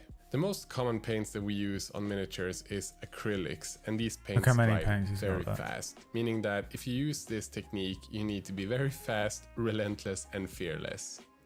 I like to load up a lot of paint on my wet palette so I can work fast between the different paints without hesitation. You might have to go back and forth between the colors that you have to get the effect that you're looking for, but be brave, go a bit nuts with this. For this flaming sword, for example, I'm going from red to orange and doing it fast. Since orange have a little bit of a low pigment density, I sometimes have to go back twice to make sure I get a full coverage. But with other colors such as green or blue, you should be fine just doing one layer. And when dry, as you can see, it looks pretty damn sweet. But before we continue with this list, let me talk about this week's sponsor, Titancraft. Don't you dare mention Titancraft to me, you son of a bitch. Number 4, dry brushing. A lot of these names are really self-explanatory. WD-40 isn't a lubricant, it's a solvent, dude. I spray WD-40 over anything that creaks. Dry brushing is a great technique. A lot of people discard it as a simple technique for beginners, but it can be used in so many versatile ways. One of my friends, Byron, over at Artis Opus, have done amazing paint jobs only using a dry brush. And it's really a great technique if you want to add highlights quickly and define dry brushing is what I've heard in a more general shape. There are many different schools and ways of dry brushing, but the way that I like to do it is use these brushes specifically made for dry brushing, or with cheaper makeup brushes. You can also do it with old regular paint brushes that you use for miniatures, but once you start dry brushing a miniature with a brush, the brush pretty much gets ruined for details because the hair starts pointing in all kinds of different directions. So my recommendation is to use a brush that's already destroyed or one that's specifically made for makeup or dry brushing. Load up the paint you want to have in your brush and make sure to wick off all of the excess paint on a piece of paper, a piece of wood, or whatever you have that can remove the paint from your brush.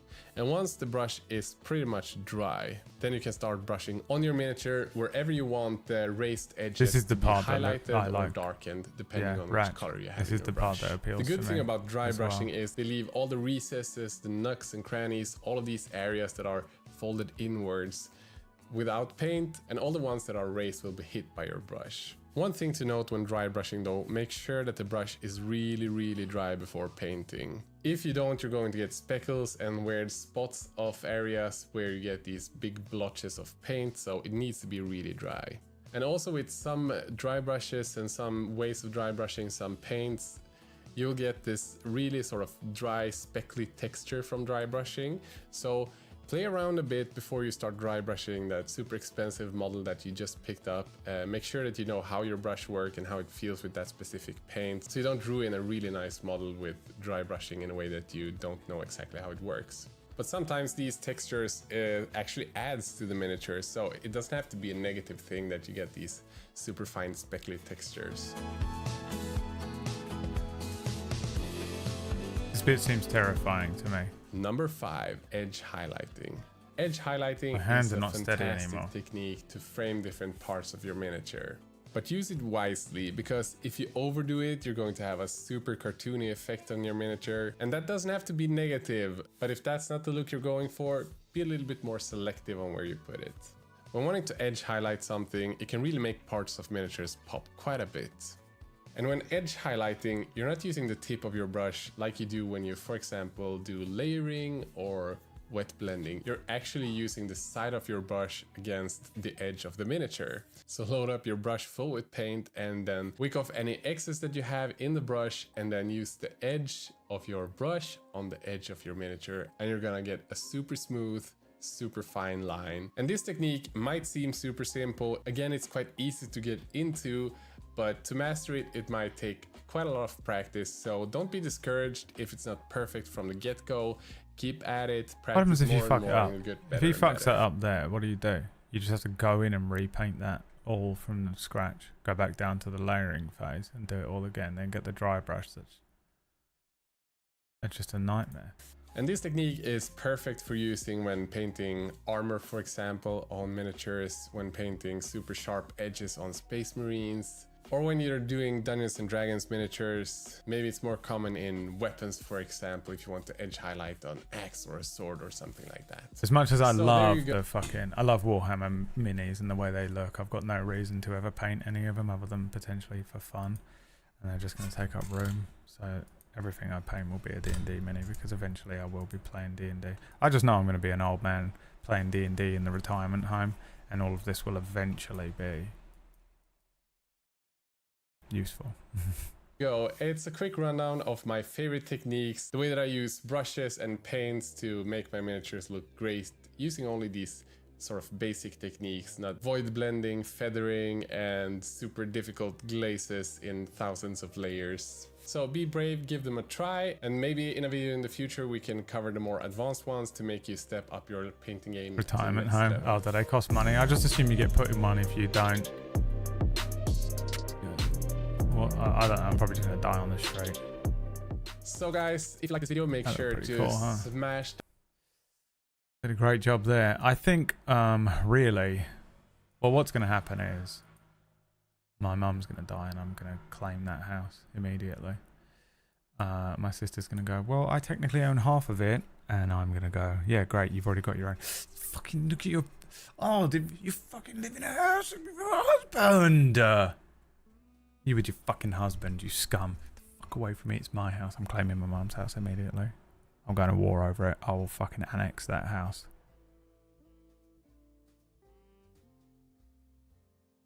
Just pay her rent. I'll pay my sister rent. That's what I'll do. Because I'm never going to be able to afford my own place, apparently. It is unbelievable how fucked I am, and I don't want to think about it. Toodle, do you want to get married so we can live in a retirement home one day? Nothing else. You don't even have to look at me or talk to me. I did find that Toodle's probably already married and I'm just in here every day. She's like, I got married like 3 weeks ago. I've been in a relationship for 4 years.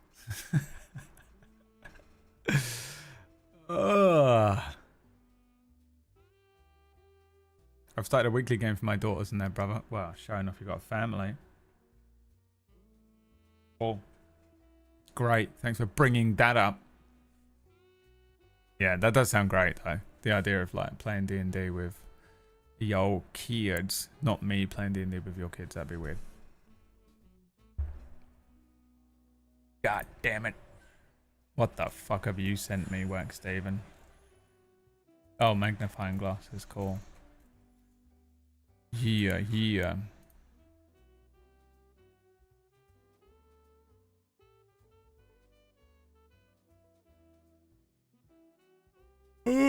When Toodle disappeared, she got married in Vegas and then divorced just before her return.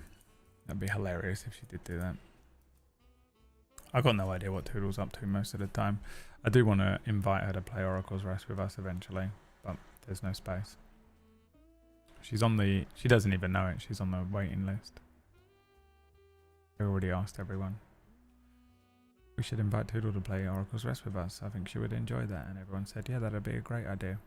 Except for Orcish, who was like, I really, really don't like her and don't want her around. It's weird. But the byproduct of that is that slowly but surely I will actually find out what Toodle's real life is like. No idea. I don't know what she does for work. I don't know what she does in her spare time. No idea if she's married. She could have kids. Nothing. I just know she's a good role player. By the way, only Apple has Procreate. Yeah, I thought so. That's what I looked into. I wondered if there was some way to like hack a different thing. It's so annoying, man. I really think I would love Procreate. I think I could just sit on it all day, and all night, just doodling and drawing things. I love the idea of it. It's expensive, man. Same for painting minis. All of these old man hobbies that I want to get into are expensive. Adobe Fresco.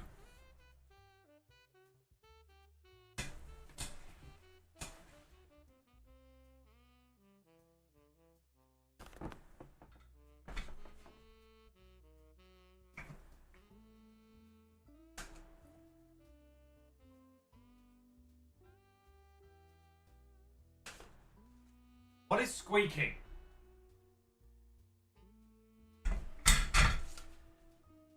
Downstairs neighbor hates me right now.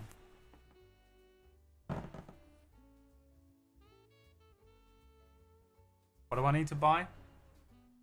Just spray the fuck out of the bottom of this with.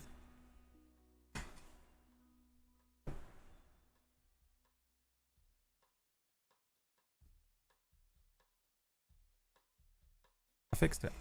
No, I didn't. There it is. You hear that?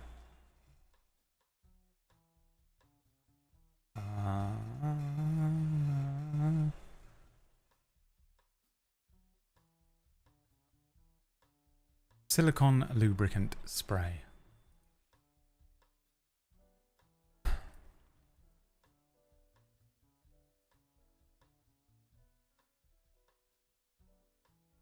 For Windows.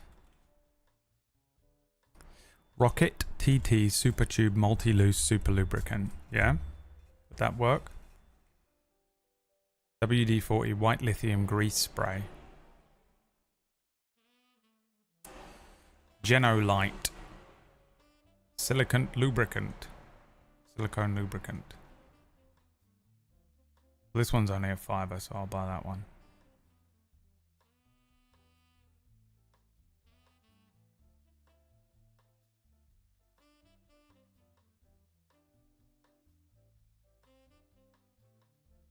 Protects metal, prevents around. I mean, is this silicone lubricant or not? What are you?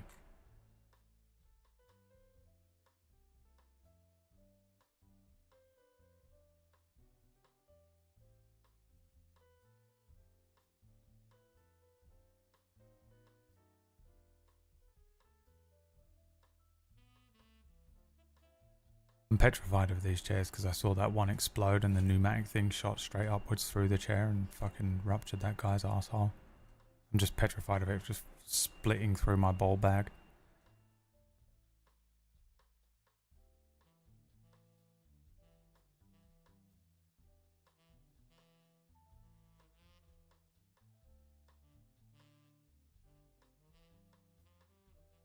If you're not afraid of absolutely everything in the room around you right now, why not?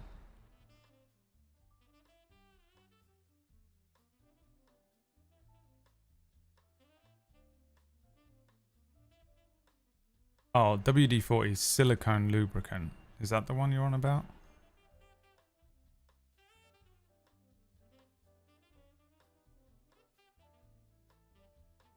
Specialist. For grease, plastic and metal.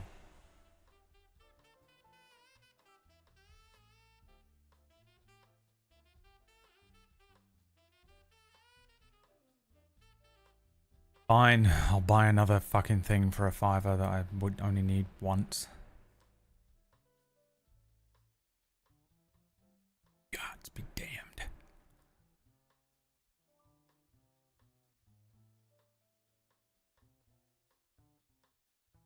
I don't have this kind of money. Oh, this is what you've sent me.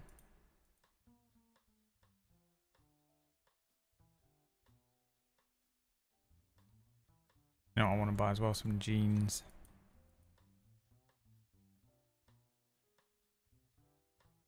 Need some new jeans. I've got one pair of jeans at the moment. Some new jeans. I've been playing the old Pubg. New jeans. I can easily defeat a box of cereal. That's why. What? Why did she write that?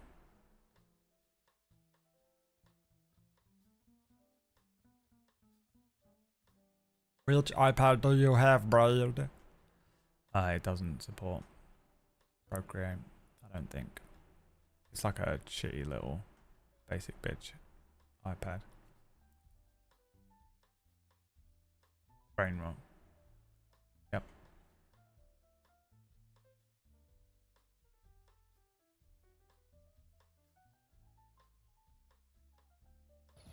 A huge colony of bees was living under this backyard playground equipment, and I was called to remove them.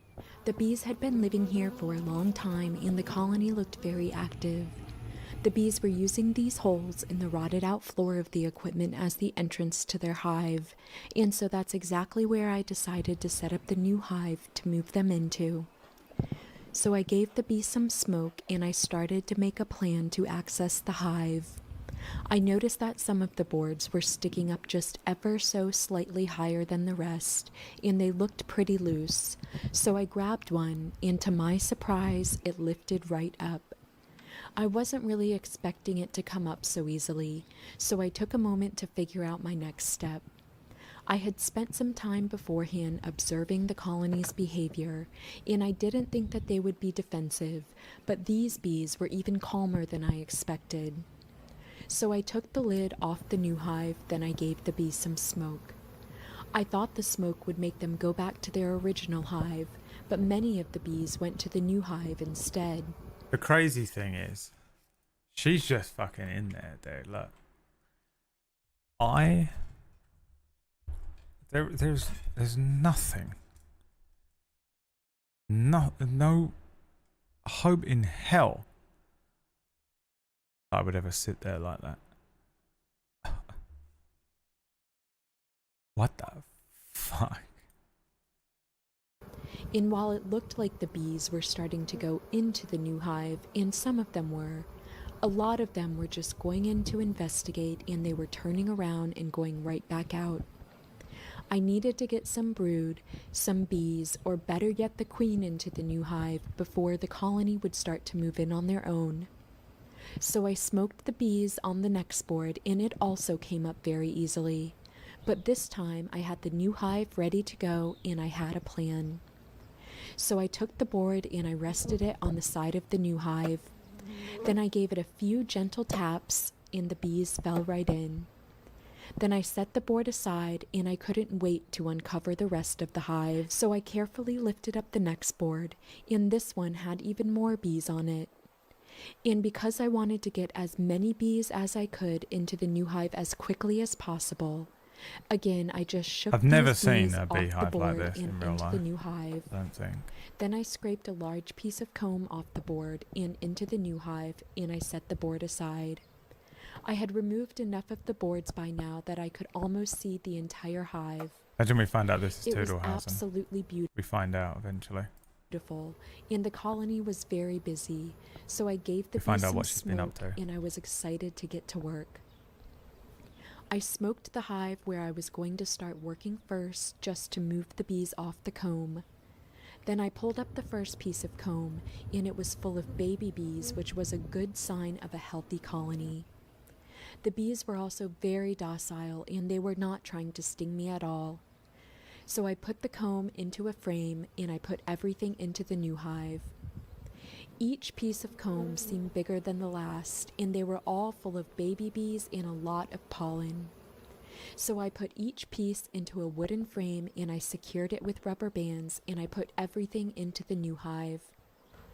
Then I just kept working my way through the hive and pulling up comb after comb. Each piece had An a insane unique job, and innit? beautiful brood pattern on it, and it looked like this colony had a very healthy queen. So with every piece of comb How do you I get pulled this up, job, I bro? was looking for the queen. If I didn't see her, I would cut the comb into pieces so that it would fit into the frames of the new hive.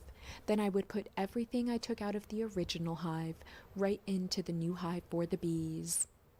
These pieces of comb held pollen, nectar, and baby bees, and giving everything back to the bees gives them the best chance for survival. And you can see that the new hive was already becoming quite popular with the bees, but they weren't really rushing to get in yet, so I didn't think that the queen had snuck in there without me noticing. So I just kept pulling up piece after piece of comb and searching for the queen. It's weird how And this the colony of bees every was one of so the- large they're that I modular. had to add another box beehives to are the new modular, hive. naturally Then I formed. just She kept can just removing pull them the out. Look, comb from the original hive. The Like it's pieces were just a getting two larger before. and larger, and Cut. this one had a really beautiful brood pattern on it that looked like a bullseye, which was a great sign of a strong queen. And because these pieces were so large, I often had to cut through the comb to make it to fit into the frames of the new hive. I always hate causing any damage to what the bees have built, and I always try to cut as little as possible. But I know that the bees will repair everything in no time and be better off in the end, so I just kept working as carefully as possible to put all the pieces of comb into the frames. Then I secured everything together with rubber bands, and I put it all into the new hive for the bees.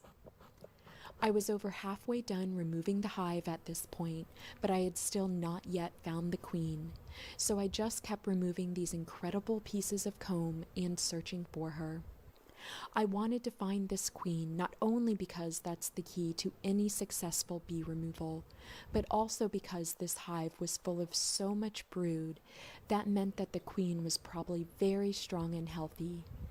And I wanted this queen's genetics to be able to survive, and I was looking forward to caring for this great colony of bees as long as they It's needed enormous. me. I had been working for about an hour by this point, That's and I crazy. was nearly at the end of the hive. As I pulled out the last pieces of comb, Wonder how I much she didn't see the charges for this. queen, but I felt confident that she was not yet in the new hive because the bees weren't rushing to get in there. Now that I was done removing the comb, I could focus on getting the bees into the new hive and finding the queen. But since so many bees were already gravitating towards the new hive, I wanted to give them some time to see if they would move in naturally. So I started to clean up all of the pieces of comb that I left behind when I first opened the hive. I scraped these pieces onto the new hive, but then I put them into a bucket of other small pieces that would be offered to all of my bees at home. Then I gave the bees some smoke to encourage them to move out of the playground equipment and into the new hive.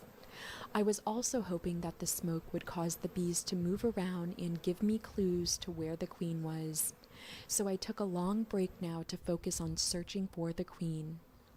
I knew that if I searched long enough, I would find her, since there weren't that many places to hide anymore. And all of a sudden, I saw her crawling on the boards of the playground equipment. She was a large and gorgeous queen, and her markings were really striking. I was so relieved to find her, so I put her in a clip and I put her in the new hive. Then it was time to get the bees into the new hive, so I started scooping them up with my hands. It's too many. These bees were not trying to sting me at all, and I wanted to get as many bees as I could into the new hive as gently but as quickly as possible, so that the majority of the colony would guide the rest of the bees out of the playground equipment and into the new hive. And after a few handfuls of bees, that's exactly what happened, and all of the bees started rushing to get into the new hive to be with their queen. So I gave the bees some smoke to help guide them in the right direction. Then I just waited and watched as the entire colony settled into the new hive. After about 15 minutes or so, most of the colony was in the new hive and there was no longer a rush of bees trying to get inside. So I waited a while longer, but the sun was setting quickly, so I put the lid on the new hive. Then I smoked the original hive one last time, and I made a plan to get the bees into my truck. Where I did she slowly take lifted all the of these hive the fucking best I things? could, and it was quite heavy, but I was able to get the hive safely into my cart. A little cart. Then I wheeled the hive in the cart through the backyard and to my truck. Then I loaded the bees into my truck and I took them home, and it was another great day of saving the bees. Oh, dude, I love her so much. It's unreal. She's insane. The most insane person. But God, this is the most wife material to me. I don't know if it says anything about me or what, but where do I find one? This bee removal was full of drama, this one says. What does that mean? How can you... I can't imagine there being any drama with this woman. She walks into beehives naked, just scoops them up. That's the most relaxed, the chillest motherfucker on the planet right there, dude. You could put a fucking gun to the fucking... right up to the... between her eyes. Her heart rate wouldn't even raise one beat. This stack of theater equipment, and I was called to remove them. The homeowner was a local drama teacher, and the bees moved into these pieces of stage being stored in the backyard. You can see how the bees were using this rotted out hole as the entrance to their hive. And after the stage it pieces was full were of drama I because got it's my drama first equipment. good look Okay. at the hive, and it was just beautiful. I could tell from all the fresh comb that it didn't look like the bees had been here for too long, but they were very active. And while there were a lot of bees flying around, they were not aggressive or trying to sting me at all. So I set the new hive as close to the stage as possible. She shows up in a little fucking skinny jeans, a little denim fucking thing, and a cap with her hair tied to one side and a perfect nose. Fuck you, dude. I thought this would help the bees get Nothing into... worse than people that wear too much. You know? I don't like... You know, these guys that have all the... They're decked out walking around like Austin Butler. Or these girls with like... They put so much effort into their outfit, dude. Chuck on a fucking hoodie. It's so much hotter. Maybe I'm fucked up. Maybe I have low standards, but... just pure casual. You can fucking scrub up if you want. You can scrub up from time to time. You're going to a wedding. You're going to fucking do some bullshit on stage. All good. But, dude... Put on this. Look at her. Her fucking docs. Do it a bit more easily when they were ready It's so for much it. more attractive to me. I don't know But why. first, I would have to get most of the comb and the colony and hopefully the queen into the new hive. So Huh? Just a little objectification in the afternoon. What? I didn't fuck up that word. Fuck you. got to work. I knew that I would have to take extra care when working with this hive. The beeswax comb was so soft and delicate, and I wanted to keep it all as intact as possible. So I did my best to hold the comb together as I removed the first piece of the hive. This piece had some food on it, so I took a moment to look for the queen, but I didn't see her. So I put this piece into a frame of the new hive using rubber bands. Then I used my smoker to clear the bees from the next piece of comb that I needed to remove. This piece was just as soft and flimsy as the first, and it broke in half as I grabbed it. But the bees could still use everything inside of it, and they would even put it back together. So I carefully put it into the new hive, and I did the same thing with the rest of this piece. What a weird job, man. Look at it. Then I paused Just for to a keep- moment to just observe What the does she do bees. with them? Where does she take these things?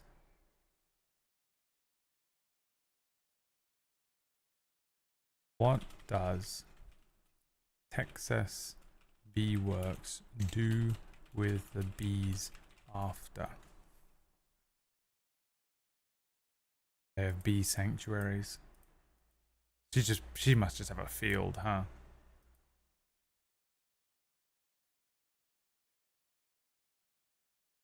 Bee sanctuary, Texas Bee Works.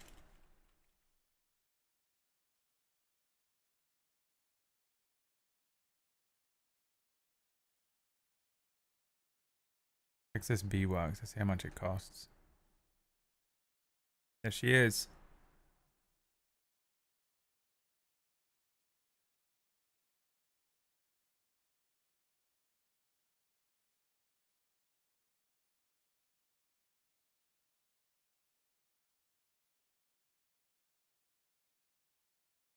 It's free.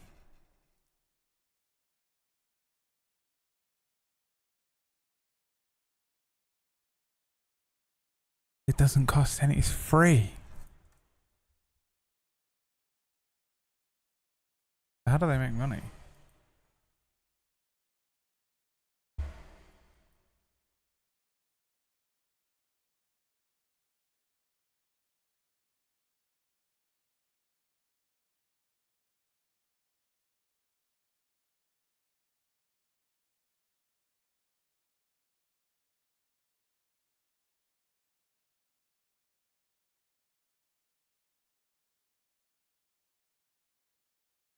Fuck. And to see if I could find the queen. And that's when I She saw doesn't sell one the of my honey. all-time favorite bee behaviors to see. It literally says on the thing she doesn't sell the honey because that's their food for the winter and she doesn't like doing it. The perfect woman. It's the bees' food for winter and I don't like selling that for profit and I will come and collect all the bees for free.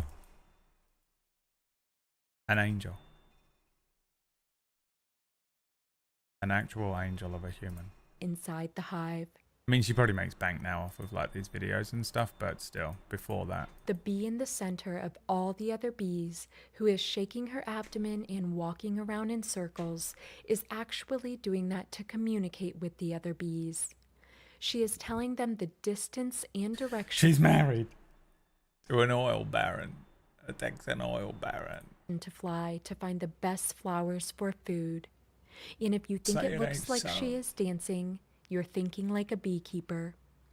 Because beekeepers lovingly call this the waggle dance. And it looked like these dancing She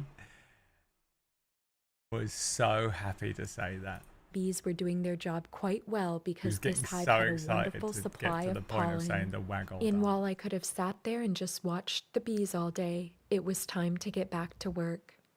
This next piece of comb Just loves was full bees, of worker huh? brood, pollen, and Hyperfixation. nectar, and it was an essential part of the hive. So I secured it into a frame and I put it into the new hive as carefully as possible. Then I used my smoker to gently clear the bees from the next piece of comb, and you can see how the bees scurried away from the smoke just as you or I would. This next piece of comb was full of even more brood and food than the last, and it had everything a healthy colony needed this time of year.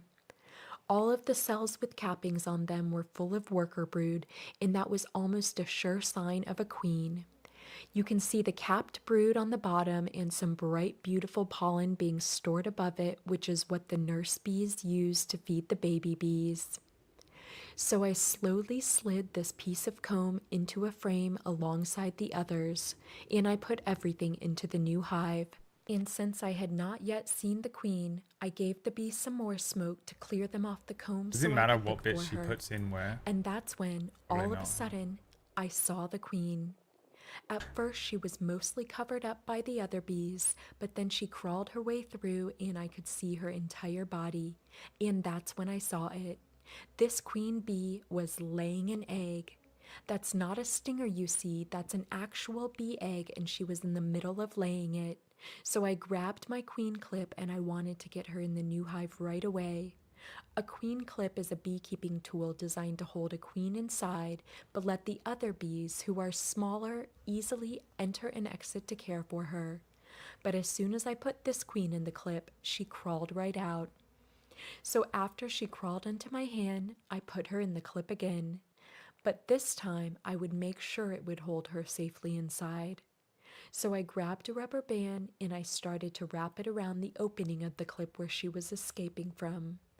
I usually do this in most of my removals, just for added insurance, which is something I learned from having one too many queens escape from the clip and swarm on me. And I took some extra time and care to make sure this queen wasn't going anywhere. So after I felt like she was safe, I put her in the new hive and I got back to work. I still had a few more pieces of comb and a lot of bees The to husband is in real estate and investing. Is that true? Keeper. Tell me it's a lie. I will kill myself. Is that what you want? Why would you want that? Why would you try and kill me? into the new hive. And while I was working, I was thinking of the queen and hoping she wouldn't find her way out of the clip. The bees can chew through the Brood rubber cells are in the bands, center and the but food is only made if on they the really sides. want to, and it could take them days. Even if the queen did escape from the clip again, though, I know, the Keeper. bees would I mean, let look, me know, I know. because all of the bees already in the hive would start to follow the queen out. A honeybee colony is Every one who is worth getting married to is already married, happily. Because they're worth getting married to. So they're already married, right? It's horrendous out here. I honestly don't know what the fuck I'm supposed to do. I have to be alone forever. Or settle for a fucking creature. Like Ratch.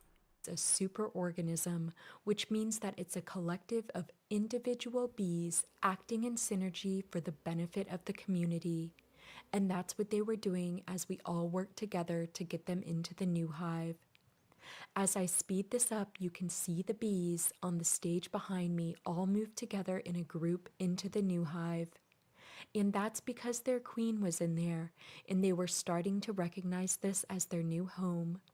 So they were working together to make sure that every bee in the colony knew where to go and how to get there. But These some bees suck, huh, compared to the last one. The last bees were like...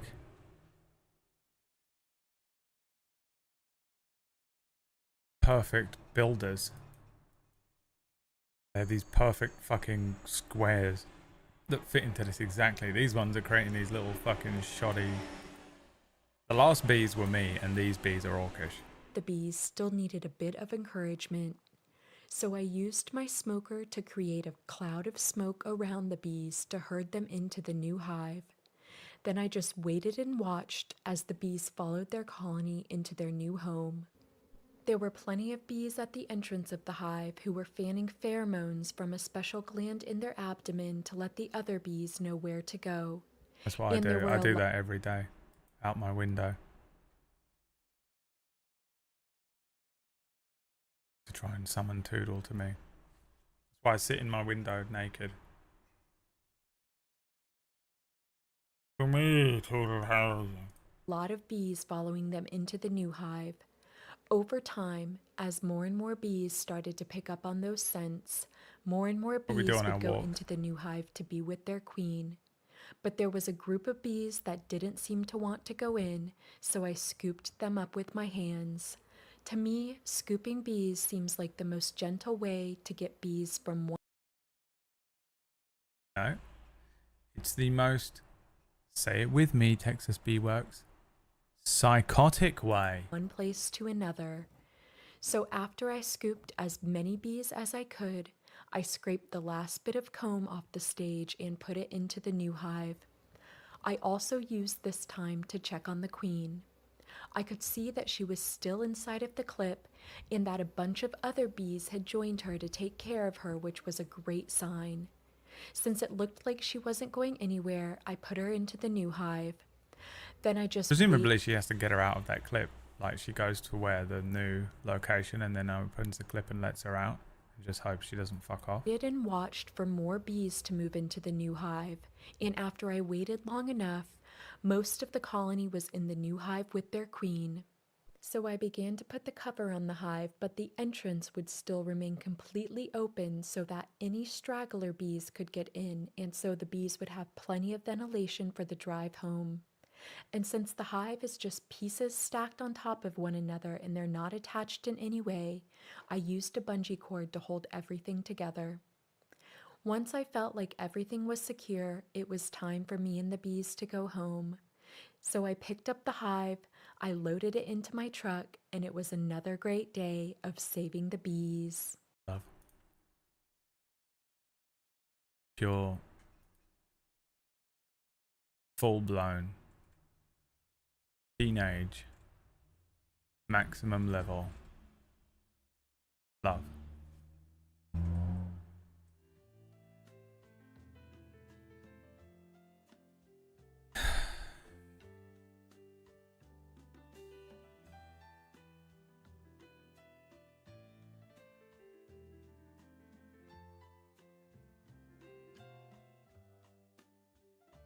The most loneliest day of my life.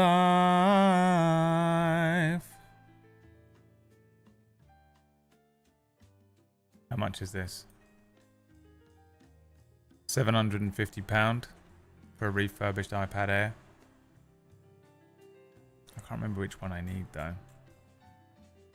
Oh, £500. I'll take a refurbish. Yeah, I looked into it a little bit. But I still don't have the fucking power. Oh, you know what I need to do? I accidentally didn't export the Table Story show last night. I was so tired. I had to set it going this morning. It wasn't processed on YouTube. Aha! It's done. Great. Oh, Whack did it. Did you do this? Whack? Did Whack Steven do this?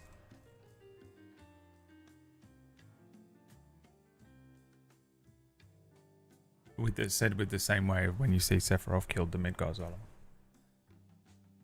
Did Sephiroth do this? Did Whack Steven do this? I'm guessing Whack Steven did this. What a hero.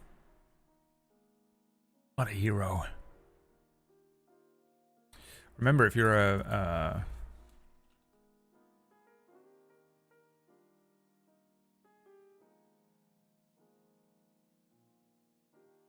member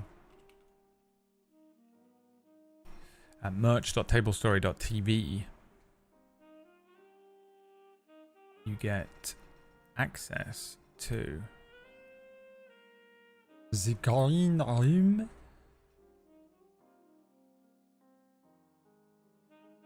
and you get all these cool videos, including the Cura Green Room. And after every episode of Cura and Gatewalkers, Whack puts thumbnails on these and I don't. After every episode of Table Story shows, we record these little 10-minuters. Here are the ones for Blade Runner. So when you watch a show, and these go up like immediately, basically. They go up about half an hour after the episode because it takes a moment to process them. We have to record, so the episode ends, and then as soon as the episode ends, I hit record, and we record one of these Green Room episodes that you can watch, and we get the cast's immediate reaction to what has just transpired in the episode. So you get that, and it comes up straight after the episode. So if you want to head on over to merch.tablestory.tv, these are really cool. And you'll get, if you're interested in Cura and you're following the Cura lore and you want some little insider stuff just behind the characters, some motivations, stuff that, you know, DM stuff, like how I prepped some of the episode. I don't go into a huge amount of detail because I just assume it's very boring for the other cast members, but such a good part of D&D, the Aftershock. I think that they are really good. Really, I think they're really interesting to watch. If you're really into it.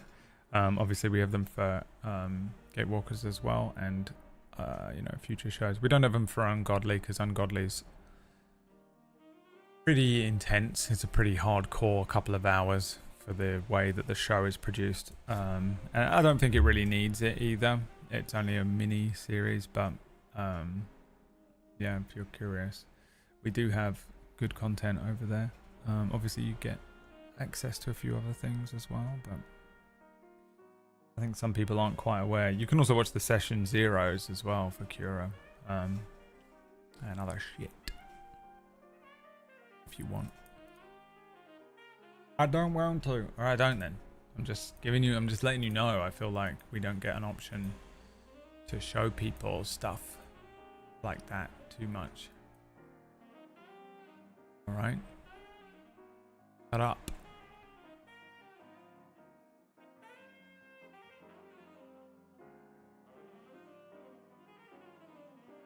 What the hell are wasps? Do they have hives? Wasps? Or do they just exist like little bastards flying around being mean?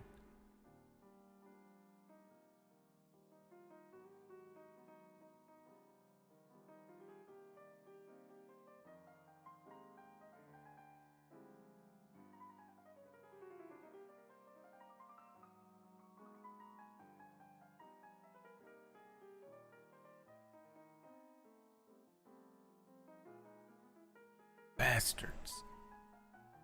They have nests. Kill them. Kill them all.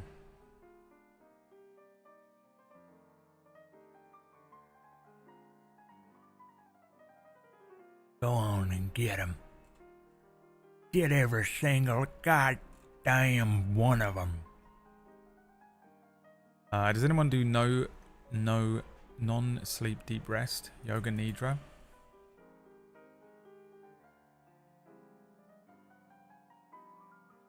I highly recommend these two videos here.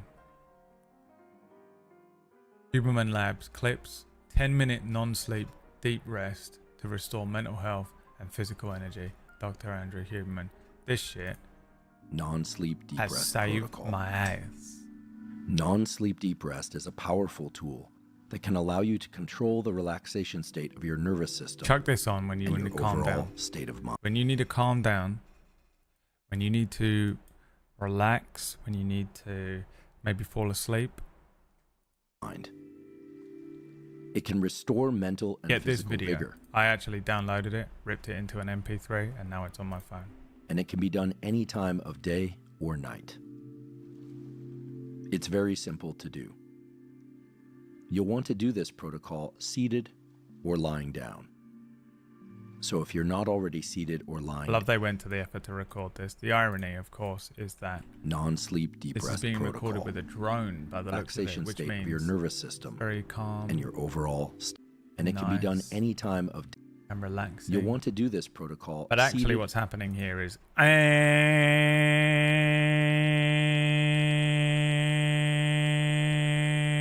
he just has to stand there, dude. if you're not already seated or lying down. My piece of advice for you: if you have anxiety, try it. Try non-sleep deep rest. NSDR, Yoga Nidra. I'm a big fan of it. That one in particular is good because all the other Yoga Nidra stuff is like take a deep breath through your nose and breathe out through your nose. Or they'll go take a deep breath in through your nose and breathe out through your mouth. But his version, you breathe in through the nose And you breathe out through thinly pursed lips, like you're sucking through a little straw. And you do that, and it is so much more effective. Honestly, if you just need to calm down, you have anxiety, is your heart beating too fast? Just taking a deep breath through your nose. And then breathe out very slowly. Breathe out as slowly as you can, really. Through thinly pursed lips. For as long as you can. And do that 2 or 3 times. And it will slow your heartbeat down and you'll relax. It's very effective. The other one is taking 2 sharp breaths inwards. So you take one kind of normal, and then you take a second in, and you inflate your whole lung, and then you blow that all out. And do that twice, and it removes all of the carbon dioxide from your entire body. And you feel better. Do that too many times and you'll pass out. Or you'll activate more adrenaline, so be careful with that one. You're welcome. Hey bro, does it really work? It honestly is the most effective. I have no way of calming down. You know, I don't have pills or I don't have some thing I can do. I'm just stuck in an elevator freaking out type of calming down that you can do. Huberman is a fuck up of a human being, and I love it. He has, when the reveal of Huberman having all those tattoos was so great. This chair is driving me nuts. It's all I could hear all night last night while I was trying to fucking GM. I was getting pissed off, and I said the Republicans, they're coming in here, and they need to lube up my chair, and these fucking liberals. Alright, I don't feel very well. I think I might go. I've installed the Elder Scrolls Online. We're going to play the Elder Scrolls Online tomorrow. What the fuck are you talking about, Braid? That's what we're doing. Sponsored. I know the streams have been short and shit over the last few days. And just non-existent. But there's nothing I can do about it, so I'm gonna go and probably watch that episode of The Acolyte, eat some food, and try to remain cool because it's getting warm. Getting warm. Thank you for making me a peasant. You're welcome. Don't know what that means. Ward is going to lose his shit. Does he play that game? I'll play it with him. I'll tell him.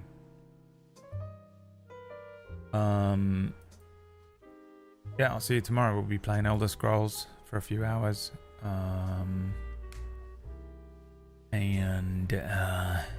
That's it, man. I got nothing else for you. Thanks for hanging out. I know it was just sort of a fuck around stream, but I really am very, very tired today. I kind of just don't want to exist. I really don't have any brain power. I just want to sit by myself in a corner and cry, and I think I'm probably just going to do that now for a while. I need to completely disconnect. Go and hang out with Maya. I'll see you tomorrow. Thanks for watching, boys. Bye.